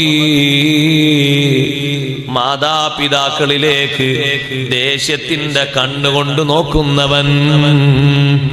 എന്തോന്ന് കൊണ്ടുവരാൻ വേണ്ടി ഉമ്മ പറഞ്ഞതാണ്. അപ്പോഴേക്ക് ഉമ്മാനോടൊരു കണ്ണുരുട്ടിയുള്ള നോട്ടം, ദേശത്തിന്റെ നോട്ടം നോക്കുന്നവനില്ലേ, അവനും നരകത്തിലേക്ക് കൽപ്പിക്കപ്പെടുന്ന ആളാണ്. എന്തേ മോളെ എങ്ങോട്ടെത്താ നേരം വൈകിയത്? ഉമ്മൊന്ന് സ്നേഹത്തോടെ ചോദിച്ചതാണ്. ചോദ്യത്തിന് ഉത്തരം എന്താണ്? കണ്ണുറുക്കിയുള്ളൊരു നോട്ടമാണ്. വേണ്ട കേട്ടോ. നിന്റെ വരുമാനത്തിൽ നിന്ന് ഉമ്മൊരു 10,000 ചോദിച്ചപ്പോ ദേശത്തിന്റെ ഒരു നോട്ടം ഉമ്മാനോട്. വേണ്ട മോനെ, ഉമ്മാക്ക് പണത്തിന്റെ ആവശ്യമൊന്നുമില്ലെങ്കിലും 1000 രൂപ കയ്യിലുണ്ടായാല് എന്തെങ്കിലുമൊക്കെ ആവശ്യം വരുമ്പോ ചെലവഴിക്കാലോ എന്ന് കരുതിയിട്ട് മകനായ നിന്നോടൊന്ന് ചോദിച്ചതാ മോനെ 1000 കൊണ്ടാ. എന്തിനാ നിങ്ങൾക്ക് 1000? ആവശ്യം വരുമ്പോ എന്നെ വിളിച്ചോളണം, ഞാനങ്ങ് സാധിപ്പിച്ചു തരാം. രണ്ടാമതും ഉമ്മ ചോദിച്ചപ്പോ മറുപടിയായിട്ടൊരു ദേഷ്യത്തിന്റെ നോട്ടമാണ്. വിളിച്ചിട്ട് ഫോൺ എടുക്കാത്തതിന്റെ പേരില് ഉമ്മ ചൂടായപ്പോ ഫോൺ കട്ട് ചെയ്ത് പിന്നെ ഉമ്മാനടുത്തേക്ക് വന്നിട്ട് ദേഷ്യത്തോടെ ഒരു നോട്ടം നോക്കുകയാണ്. അല്ല മോനെ, ഒരു 10 മണിയാകുമ്പോഴേക്ക് വീട്ടിൽ വരണ്ടേ എന്ന് ചോദ്യത്തിന്റെ മറുപടി എന്താണെന്നറിയോ? ഇനി മേലാല് ചോദിക്കരുത് എന്ന് കരുതിയിട്ട് കണ്ണു തുറിപ്പിച്ചുള്ളൊരു നോട്ടമാണ്. ദേശത്തിന്റെ നോട്ടം മാതാപിതാക്കളിലേക്ക് പറ്റൂല. വല്ലദീ യൻദുറു ലിവാലിദൈഹി ബിഐനിൽ ഗളബി.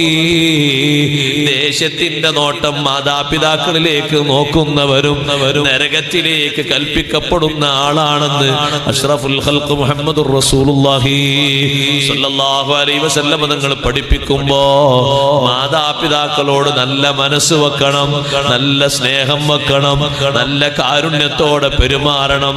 സത്യത്തിൽ അവർക്ക് അറിവ് കുറവാണെങ്കിലും അറിവ് കുറഞ്ഞു എന്ന നിലക്ക് അവരെ വേട്ടയാടരുത്. നിങ്ങളൊന്നും ഈ കാലത്ത് ജീവിക്കേണ്ട ഉമ്മയല്ല എന്ന് പറഞ്ഞേക്കരുത്. ഉമ്മ ഏത് കാലത്ത് ജീവിക്കുന്ന ഉമ്മയാണെങ്കിലും, എത്ര അക്ഷരാഭ്യാസം കുറഞ്ഞ ഉമ്മയാണെങ്കിലും, എത്ര സംസ്കാരം കുറഞ്ഞ പിതാവാണെങ്കിലും, മാതാവ് പിതാവ് എന്നൊരു ബഹുമതി നിനക്ക് അല്ലാഹു അവരിലൂടെ തന്നിട്ടുണ്ടോ? ആ ബഹുമാനം കൊടുക്കണേ. അതിനൊരു കുറവും വരുത്തി പോകണ്ട. നിന്നെ പോലെ ഭാഷ സംസാരിക്കാൻ ഉമ്മാക്കറിയൂല, നിന്നെ പോലെ സമ്പത്തുണ്ടാക്കാൻ ബാപ്പാക്കറിയൂല. ശരിയാണ്. പക്ഷേ നിന്നെ ഈ ഭൂവിധാനത്തിലേക്ക് ഈ രൂപത്തിൽ വളരാനും വികസിക്കാനും വികസിക്കാനും കാരണക്കാരായി വർത്തിച്ചത് ആ ബാപ്പയും ഉമ്മയുമല്ലേ? ആ ഒരൊറ്റ കാരണം ചിന്തിച്ച് ബാപ്പാനോടും ഉമ്മാനോടും എപ്പോഴും ബഹുമാനം നൽകണേ. അതിനൊരു കുറവും നമ്മുടെ ഭാഗത്തിന് ഉണ്ടാകരുത്. ഈ 10 വിഭാഗം ആളുകളെയും അഷ്റഫുൽ ഖൽഖ് മുഹമ്മദുർ റസൂലുള്ളാഹി സ്വല്ലല്ലാഹു അലൈഹി വസല്ലം നിങ്ങൾ എണ്ണി പറഞ്ഞില്ലേ? സഹോദരങ്ങളെ, ഈ 10 ആളുകളുടെയും കുഴപ്പം എവിടെയാണ്? മനസ്സിന്റെ ശുദ്ധിയുടെ കുറവാണ്. നിസ്കരിക്കാത്തവന്റെയും മനസ്സിന്റെ ശുദ്ധിക്കാണ് കുറവ്. ബാക്കി എല്ലാ കുറ്റകൃത്യങ്ങൾ ചെയ്യുന്നവരുടെയും മനസ്സിനാണ് ശുദ്ധിക്കുറവ്. നല്ല മനസ്സുള്ള മനുഷ്യനാണെങ്കിൽ നമീമത്തവൻ സ്വീകരിക്കൂല, ഗീബത്തവൻ പതിവാക്കൂല. ഗീബത്ത് ഹലാലായ സന്ദർഭങ്ങളിൽ വരെ ശ്രദ്ധിച്ചേ അവനത് ചെയ്യൂ. എന്റെ കുറ്റവും കാര്യങ്ങളൊക്കെ ബോധമൊക്കെ ചിന്തയൊക്കെ ഉള്ള ആളാണെങ്കിൽ പടച്ചോനെ ആ വഴിയിലേക്ക് അവർ പോകൂല, ചിന്തിക്കൂല. മസ്ലഹത്തിന് വേണ്ടി എപ്പോഴെങ്കിലും ഒന്ന് പറയണമെന്ന് തോന്നിയാൽ നല്ല നീയത്തോടുകൂടെ മാത്രമേ കാര്യം പറയൂ. മകൻ നന്നാകാൻ വേണ്ടിയിട്ട് ഉസ്താദിനോടൊന്ന് ഉപദേശിക്കാൻ വേണ്ടി വാപ്പ വന്നതാണ്. എന്റെ മോൻ ഇനി കുഴപ്പമുണ്ടെങ്കിലൊന്ന് പറഞ്ഞു ഉപദേശിക്കണം, നന്നാക്കണം. അപ്പോൾ വരെ ആ മകനെ പറ്റി ഉസ്താദിനോട് പറയുമ്പോൾ വരെ പാപ്പാന്റെ മനസ്സിൽ നീയത്ത് നല്ല നീയത്താണ്. എന്റെ മോൻ ഉസ്താദിന്റെ ഉപദേശം കേട്ട് നന്നാകണം. ഉസ്താദ് പറഞ്ഞാൽ മോൻ കേൾക്കും. അല്ല, എന്റെ മോന് കൂട്ടുകാർക്കിടയിലൊക്കെ വഷളാകണം, മോൻ ഇങ്ങനെയുള്ള ആളാണെന്ന് എല്ലാരും ഒന്ന് അറിയട്ടെ എന്നാണ് ബാപ്പാന്റെ നിയത്തെങ്കിൽ ഇതിന് ബാപ്പാക്ക് കുറ്റമാണ്, ശിക്ഷയാണ്. അങ്ങനെ കരുതാൻ പാടില്ല. മോളുടെ കാര്യം പറഞ്ഞിട്ട് അമ്മോ ശങ്കാക്ക് വരികയാണ് മരോന്റെ അടുത്ത്. മോൾക്ക് ഇന്നിൻ തകരാറൊക്കെ ഉണ്ട് കേട്ടോ, പറഞ്ഞു നന്നാക്കണം എന്ന നിലക്ക് മോളെ പറ്റി മരുമകനോട് പറയുമ്പോ എന്തിന്? നന്നായി ഇണചേരുന്നവരല്ലേ, ഉപദേശിക്കാനും നന്നാക്കാനും എളുപ്പമാർഗമാണല്ലോ. അപ്പോഴും എന്റെ മോള് നന്നാകണമെന്ന ചിന്തയെ ഉണ്ടാകാവൂ. എന്റെ മോള് വഷളാകണമെന്ന ചിന്തയുണ്ടാകാൻ പാടില്ല, കുടുങ്ങിപ്പോകണമെന്ന ചിന്തയുണ്ടാകാൻ പാടില്ല. ആരെപ്പറ്റി മറ്റൊരാളോട് ഉപദേശിക്കുമ്പോഴും നിർദ്ദേശിക്കുമ്പോഴും ആ ഒരു മനസ്ഥിതിയാണ് സ്വീകരിക്കേണ്ടത്. ഈ 10 കുറ്റങ്ങൾ ചെയ്ത ആളുകൾക്കും നരകത്തിന്റെ ശിക്ഷയിലേക്ക് വിധി എഴുതപ്പെടുമ്പോ അവർക്ക് കാര്യമായി കാതലായി പ്രശ്നമുള്ളത് അവരെ കൽബിനാണ്. സഹോദരങ്ങളെ, പലിശ വാങ്ങുന്നവന്റെ കൽബിൽ എന്താണുള്ളത്? ആർത്തിയാണ്. അവന്റെ ആർത്തി മൂർജിച്ചത് കൊണ്ടാണ്. തെറ്റാണോ ശരിയാണോ അത് വിലയിരുത്താൻ അവന്റെ മനസ്സിന് തോന്നാത്തത്. എല്ലാം ഓരോന്നും എണ്ണി നോക്കൂ. ഗഫലത്ത് കൊണ്ട്, മനസ്സിന്റെ അശ്രദ്ധ കൊണ്ട്, ആത്മീയതയുടെ കുറവ് കൊണ്ട് സംഭവിക്കുന്ന അതിരൂക്ഷമായ തെറ്റുകുറ്റങ്ങളാണ്. അതുകൊണ്ട് തെറ്റുകുറ്റങ്ങളിൽ നിന്ന് മാറിയിട്ട് നമ്മുടെ മനസ്സിന്റെ ചിന്തയെ നന്നാക്കണം, നമ്മുടെ മനസ്സിനെ രക്ഷപ്പെടുത്തണം, നമ്മുടെ മനസ്സിനെ സലീമായ കൽബ് പോലെ തിളങ്ങുന്ന കൽബാക്കി മാറ്റണം. അല്ലാഹു നമ്മുടെ കൽബിനെ നന്നാക്കി തരട്ടെ.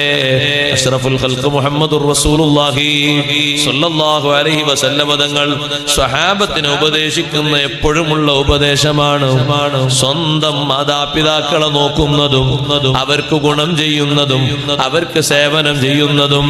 മാതാപിതാക്കൾക്ക് നന്മ ചെയ്യുന്ന ആൾക്ക് ബാപ്പാന്റെ ഉമ്മാന്റെ സന്തോഷത്തിന്റെ ഒരു ദുആ കിട്ടിയാൽ എത്ര ഉയർന്ന നിലവാരവും ദുനിയാവിലും ആഖിറത്തിലും സംഭരിക്കാൻ കഴിയും. എത്ര ഉയർന്ന വിധാനത്തിലേക്കും ഉയരാൻ പറ്റും.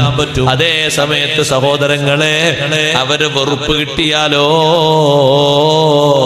ഒരു ഉപകാരവും ഉണ്ടാകൂല.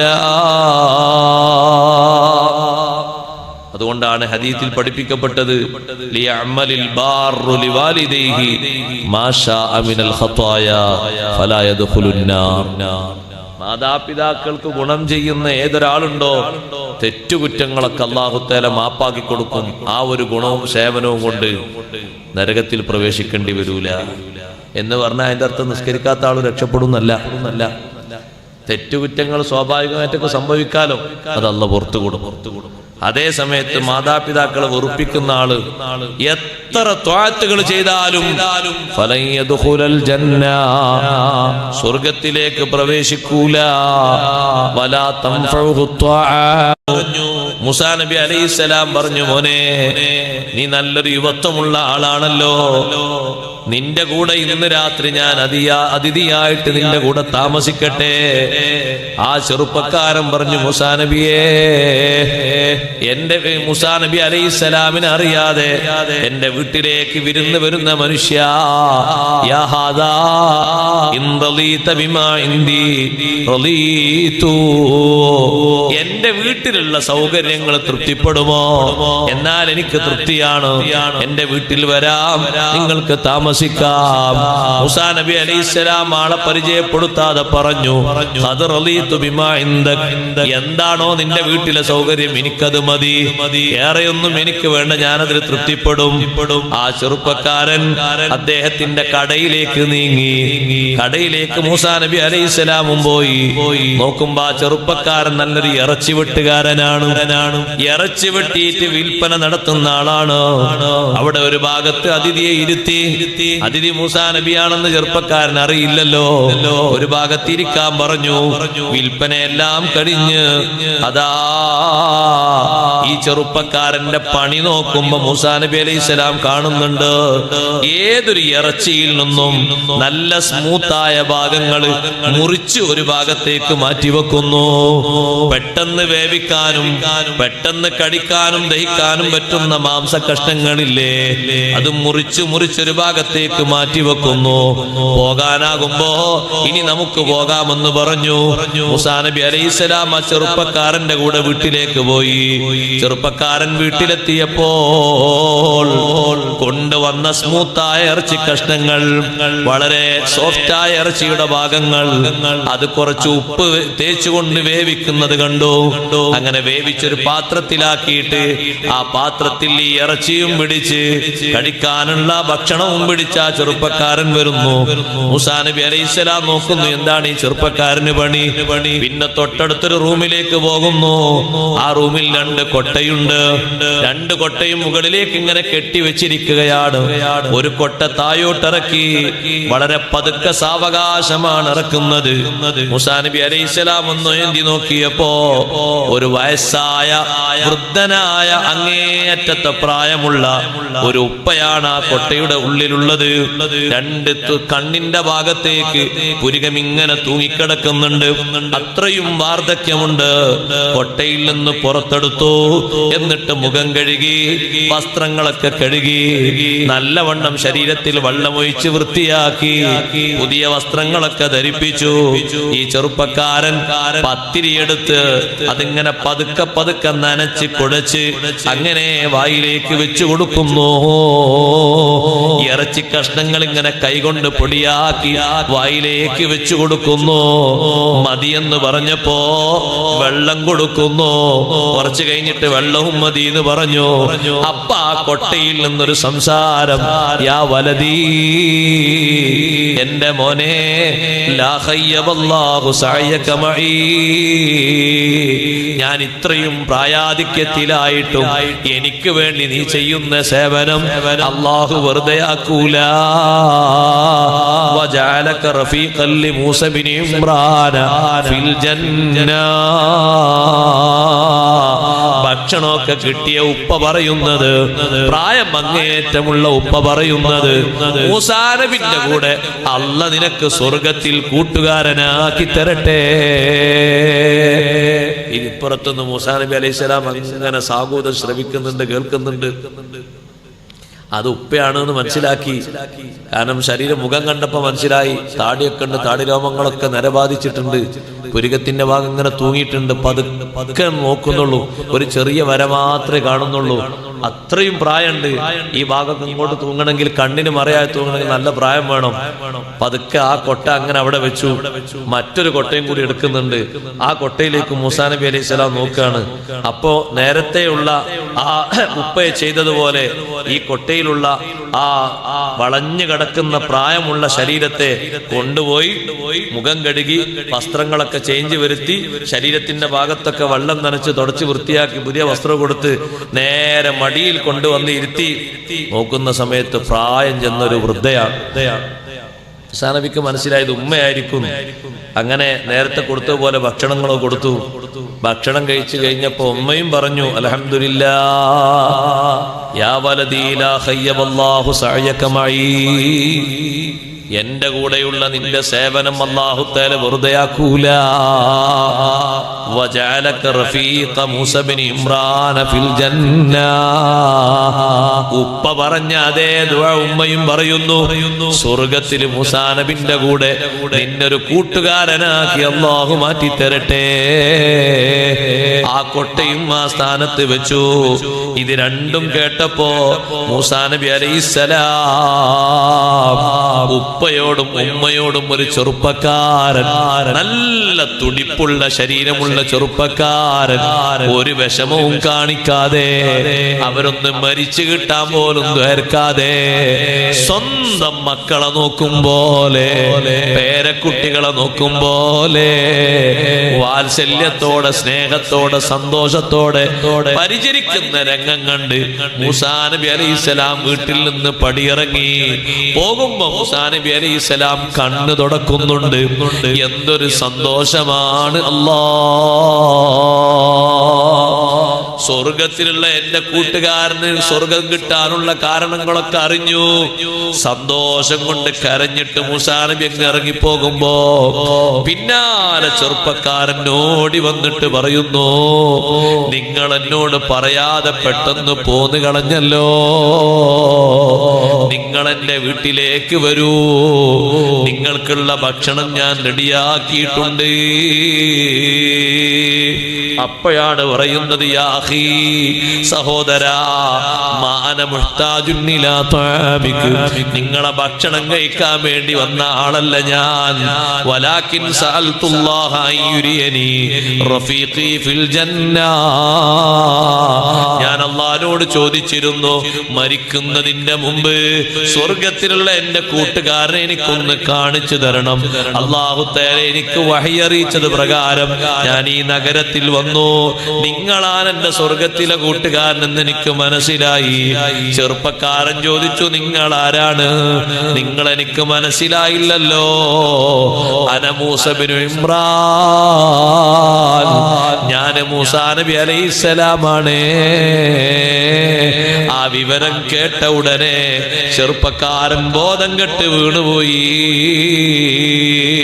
കുറച്ചു കഴിഞ്ഞ് ബോധം തെളിഞ്ഞു. മൂസാ നബി അലൈഹിസ്സലാമിനെ ആലിംഗനം ചെയ്ത് സന്തോഷത്തോടെ മൂസാ നബി ഞാൻ പോകുകയാണെന്നും പറഞ്ഞു പോയി. സ്വർഗത്തിന് നാളെ പോകാനുള്ള കൂട്ടുകാരനെ ഇവിടെ വെച്ച് തന്നെ കണ്ട് ആലിംഗനം ചെയ്തിട്ട് അവസാനം ആ ചെറുപ്പക്കാരൻ വീട്ടിലേക്ക് വരികയാണ്. നമ്മൾ ആലോചിക്കണം, ബാപ്പാന്റെ ദുആ, ഉമ്മാന്റെ ദുആ, എത്ര വലിയ സ്ഥാനാണ് ആ ബാപ്പയും ഉമ്മയും ഈ മോന് വേണ്ടി അള്ളാഹിനോട് ചോദിക്കുന്നത്. അവരാ ഒരു പൊരുത്തമുള്ള നോട്ടം, ഒരു ദുആ, ദുനിയാവെന്ന് നേടിയെടുക്കണം. അള്ളാഹു ഭാഗ്യം തരട്ടെ. ഒരിക്കലും വെറുപ്പിന്റെ ഒരു സ്വരം ഉണ്ടാകരുത്, അങ്ങനെ മനസ്സിലൊരു ലാഞ്ചന പോലും ഉണ്ടാകരുത്. അത്രയും ക്ലിയറായി കൃത്യമായി നോക്കണം. അള്ളാഹു ഭാഗ്യം തരട്ടെ. മരണപ്പെട്ടുപോയ മാതാപിതാക്കൾക്ക് അള്ളാഹു പുറത്തു കൊടുക്കട്ടെ. ചെറുപ്പക്കാരൻ ഓടി വന്നിട്ട് വീട്ടിൽ വന്നിട്ട് ഉമ്മാനോട് പറഞ്ഞു, ഉമ്മ, നിങ്ങൾക്കൊരു കാര്യം കേൾക്കണ്ടേ? ബാപ്പാനോടും പറഞ്ഞു, രണ്ടാളെയും കൊട്ടങ്ങനെ താഴോട്ട് ഇറക്കി വെച്ചിട്ട് നിങ്ങളെ രണ്ടാളെയും ദുആ അല്ലാഹു തആല സ്വീകരിച്ചിട്ടുണ്ട്. നേരത്തെ എന്റെ കൂടെ ഇവിടെ ഒരാൾ വന്നില്ലേ, അത് മൂസാ നബിയാണ്. ഉമ്മ, മൂസാ നബിയാണ് ആ വന്നത്. ഉപ്പാ, സ്വർഗത്തിലുള്ള കൂട്ടുകാരനെ കാണാൻ വന്നതാണ്. ആ രണ്ട് വാർത്ത കേട്ട ഉടനെ തന്നെ ബാപ്പയും ഉമ്മയും ഉടനെ മരിക്കുന്നു. ഒരു ശബ്ദമങ്ങ് പുറപ്പെട്ട് പിന്നെ മരിച്ചുപോയി. മൂസാ നബി അലൈഹിസ്സലാം ആ കൂട്ടുകാരന്റെ അടുത്തേക്ക് വന്നു. ബാപ്പയും ഉമ്മയും മരിച്ചു എന്നുള്ള വിവരം കിട്ടിയപ്പോ അവരടുത്ത് വന്നിട്ട് മരണാനന്തര കർമ്മങ്ങളിൽ സംബന്ധിച്ചു. ചെറുപ്പക്കാരൻ പിന്നെയും മൂസാ നബി അലൈഹിസ്സലാമിന്റെ കൂടെ ഒരുപാട് കാലം ജീവിച്ചു. സഹോദരങ്ങളെ, നമ്മൾ പഠിക്കേണ്ട പകർത്തേണ്ട ഒരധ്യായം ഒന്ന് വായിച്ചു എന്ന് മാത്രമേ ഉള്ളൂ. മാതാപിതാക്കളെ പൊന്നുപോലെ നോക്കാനും അവരെ പൊരുത്തം സമ്പാദിക്കാനും അല്ലാഹു ജല്ല ജലാലുഹു നമുക്കെല്ലാവർക്കും തൗഫീഖ് തരട്ടെ. നമ്മുടെ ഈ മജ്ലിസ് അല്ലാഹു ഖബൂലാക്കി തരട്ടെ.